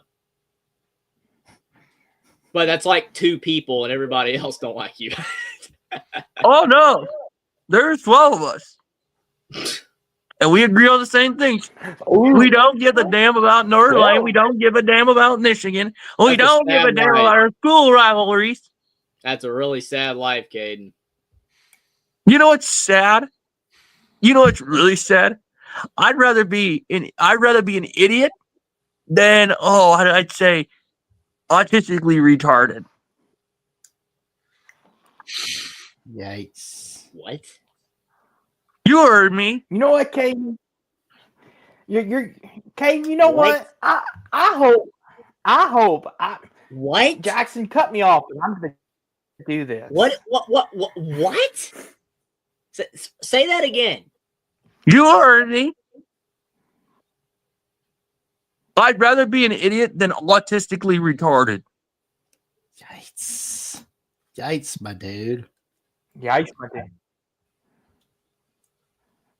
Caden, you do realize what you're saying, I right? think it's time for you to go to bed, Caden. Oh, and my girlfriend is Kane- texting me. Kane, She's loving this. Oh man. Bring her on. She's just watching Bring her that. on, Caden. She's laughing. She literally just sent me a picture. Yeah, I'm gonna he's not gonna bring her on. He's not gonna. I'm asking her if she wants to come Jeffrey, on. That's because she's not real. I'm asking if she wants to come on.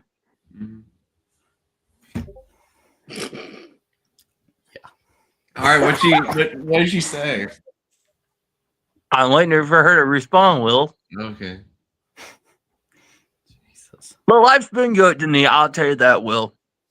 Life has been good to me. Yeah, she's not coming on. No, she said that she's got to get her beauty sleep in for tonight because tomorrow she's got something going on. Sure. She needs her beauty sleep. That's why she's texting you and sending you picture. Yeah, okay. You know, it's like having an Okay. OF girlfriend. Yeah, well, you won't. So, you're lost. Yeah, how is that our loss? Again, Well, because there are certain problems with that, Caden. Well, you know what? Here's the thing. I actually get to heal her, and my hands are actually on her. Good for you. You and your pillow can live a happy life together, bud. What are we talking about, boys? Well, Caden can explain what he just said again. I think you can figure it out. Uh-huh. But unfortunately, I think the idiots have lost their brain cells tonight. Because there's a saying that I live by, and all my brothers from another freaking mother live by. If you cannot hang with the big dogs, if you cannot run with the big dogs, if you cannot drive with the big dogs, then you can get the fuck out and stay on the goddamn porch with the rest of the puppies and let You the do big realize, dogs roll. Hayden, that an opinion does not equal fact, right? I have to make that very clear sometimes when I'm on here, that sometimes what I say is an opinion. Now, sometimes what I say is based off factual evidence. And when I say that, there you go. But you, on the other hand, are saying that we can't hang with you. That's your opinion. I think we're doing just fine. Yeah. I feel like actually we're on the right side of history on this conversation. But that's my opinion. I could be wrong. Maybe you are, but I don't think so. I mean, Oh man, Hamas like, okay, I've had enough of this. Hey, Okay, I'm at least real enjoying fast. life, and I Yeah. have a girlfriend. I'm working, Yeah, we know when you said some things. Yeah. and life's been Okay, good to me. Let me ask you something, Caden, and I want you to take this seriously for a second. What are you going to do, Caden, when Ohio State loses and they don't repeat, and you feel what are you going to do? Because you'll have no one to turn to. You're just going to be by yourself. No one to comfort The you. girlfriend's gonna leave because she's such an Ohio State fan, and she says they lost. It's all over. The fandom's gone. And you know what? To top it off, Jeffrey, and Indiana's going to win the whole thing, and Caden's going to cry farce that you cheated. That Kurt Now I'm not Cignetti's a saying I'm not gonna failure. say that, but what I am saying is that this guy, he talks a lot of smack without a lot to back it up. That's all I know. He has literally nothing. I hang with the boys. We're so tough. Girlfriend, like, dude, bring her on. Oh, yeah, she's got to get her beauty sleep. Oh, yeah, I chose not to go to Ohio State because I want to work hard. It's like, sure. It's my life decisions, Jeffrey. It's full of crap. Yeah, Everybody knows it. Crumple You know crap, what's really Caden, full of what you crap say. is that you haven't been in my life, Jeffrey. So be lucky. Yeah, I was doing just fine before that, but I'm doing just fine now. So I'm okay either way. And to reply to Austin, we're winning that national championship, and that's a damn You know what? fact. And let me remind you, Austin, That's not Louisville will never be champions in football. Never. Not in your lifetime, not in your children's lifetime, not in your grandchildren's lifetime. They will never be national champions. So why don't you do me a favor? I mean, I'm Keep your Georgia, mouth Caden. shut and don't say nothing about it. Hey, if Indiana can Hey, guess make what, it, then Caden? That's Louisville cool. can. Whoa. We've not heard Hamas speak. Let's hear what Hamas has to say. Can you guys even hear me? Loud and clear. Yeah. You hear us. If Indiana can make the playoffs, then Louisville can too. I heard you. Yeah, that's what I'm saying. But see, Caden don't care about that. It's only about winning national championships, which we have more of down in Tuscaloosa. Well, guess what, Jeffrey? I'm about to have more in my lifetime with this team. With this Ohio State offensive and defensive crew. They're winning us more national championships. And guess what? I'll have more than you and Jackson Johnson, the Godfather of the SEC. So be prepared for that. Yeah, good luck with that. Okay. It's not Caden, you impossible, don't. but I don't think Caden, it's you likely. don't actually I'm going to play sit comfortable. I'm sitting comfortable. Oh yeah, Caden, yeah, we know. You are I'm aware sitting that comfortably. fans don't get rings, right? You're aware of that? Hey, Yeah, well, fans don't get rings. Like, he thinks he's smarter than everybody else because he's the fan of the best team in college football, which isn't hey, even hold on. fact. I may not got the rings, but I know I've seen the national championships and I've watched them. We all did. Wow. Oh my gosh. I've seen Ohio State win 2 national championships in my lifetime, just like you have. That's amazing. And I could care less. But you do, and that's great for you. But I could care less. Technically 3. Oh. Yeah, sure. And it's going to be 4, then 5, then 6, then 7, then 8 And national then 4 of them get championships. taken away, and then yeah, sure. Hell, it could be 9 national championships in my lifetime. And you're telling me you're not arrogant? Like, come on, dude. That's how good our coaching staff is. Yeah, you lose your coaching staff every year. And Matt Patricia is going to be our defensive coordinator for a long while. Yeah, because he sucks as a head coach. Good for you.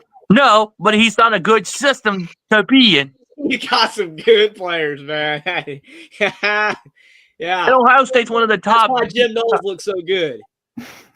No, it's because Ohio State recruits some of the best defensive players in the I country. just said that. You got the best players. Wow. Maybe you need to listen a little bit sometimes. I just said that.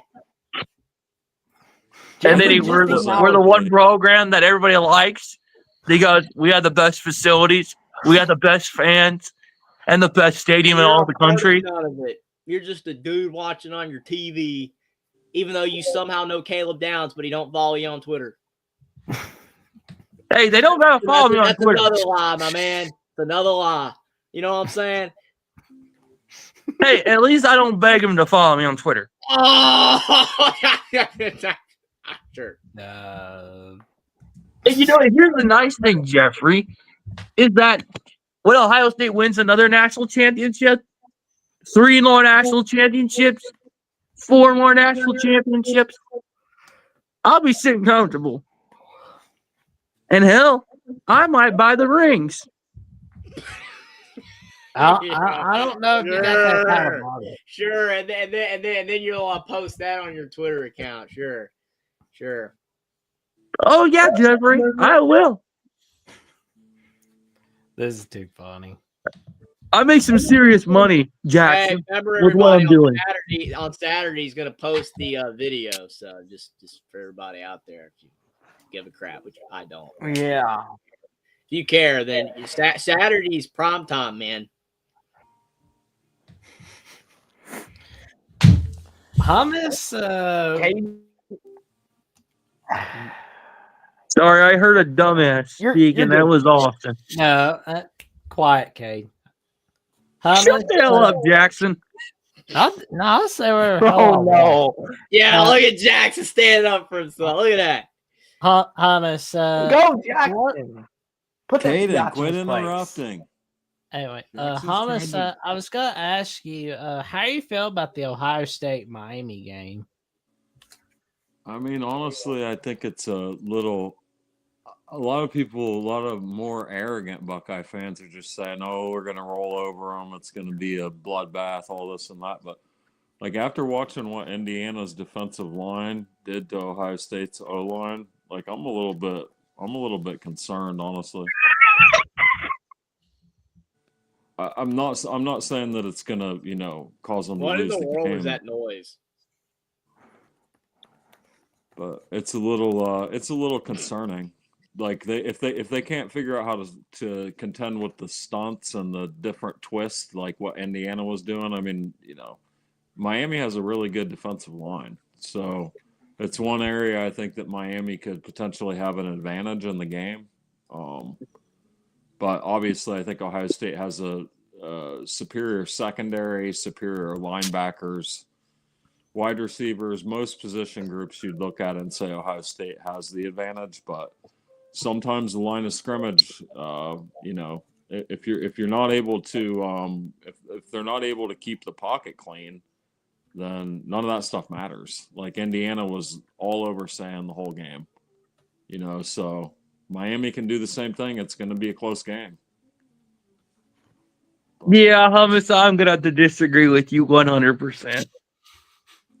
Well, I'm realistic. I'm going to disagree with you. He's realistic. You're delusional. So there you go. Bean says, for the last hour, we have all had the honor of experiencing what Caden's air quotes girlfriend experiences on a regular basis. Questions?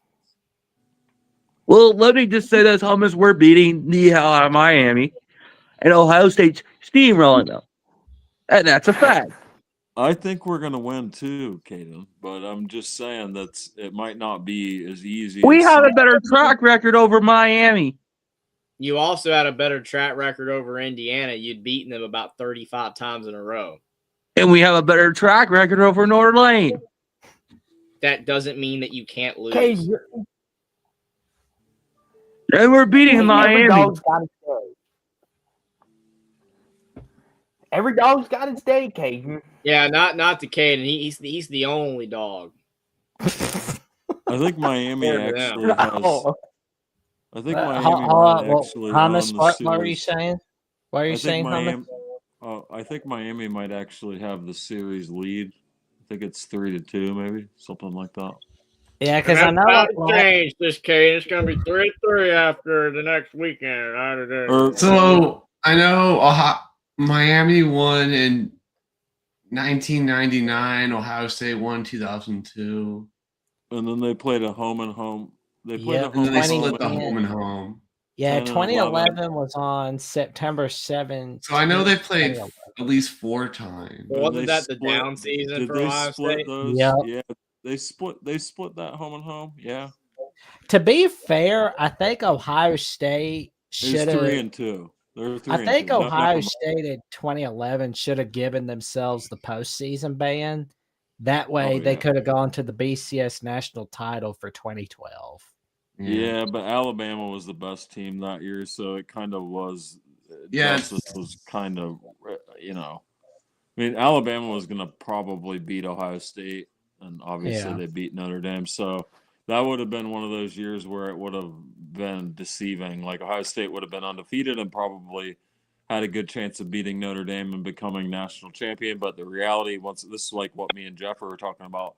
Like that's one of those years without the 4-team playoff, Alabama never would have won that title. It would have been Ohio State or Notre They Dame. played in 1977. Ohio State. Ohio State won that. Okay, so Ohio State does have the lead then. It's 3-2. 3-2, but the 2010 game was vacated. So. I see. But as far as the playoffs go, we are beating Miami. And if between Georgia and Ole Miss, it don't matter. It don't matter who we play between Georgia and Ole Miss. They're getting steamrolled. Because of this Ohio State team. Tough opponent. Jeffrey, I'm talking. Shut up. It don't matter.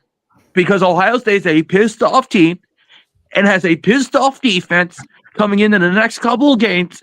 And they're going to beat the hell out of Miami, just like they did to Oregon, just like they did to Texas, just like they did to Notre Dame. They're beating the hell out of them. I think this year's Georgia team is better than every single team you listed last year. Georgia is not better than Ohio State. I didn't say that Georgia was better than Ohio State. I said Georgia is better than all the teams that you beat in the playoffs last year.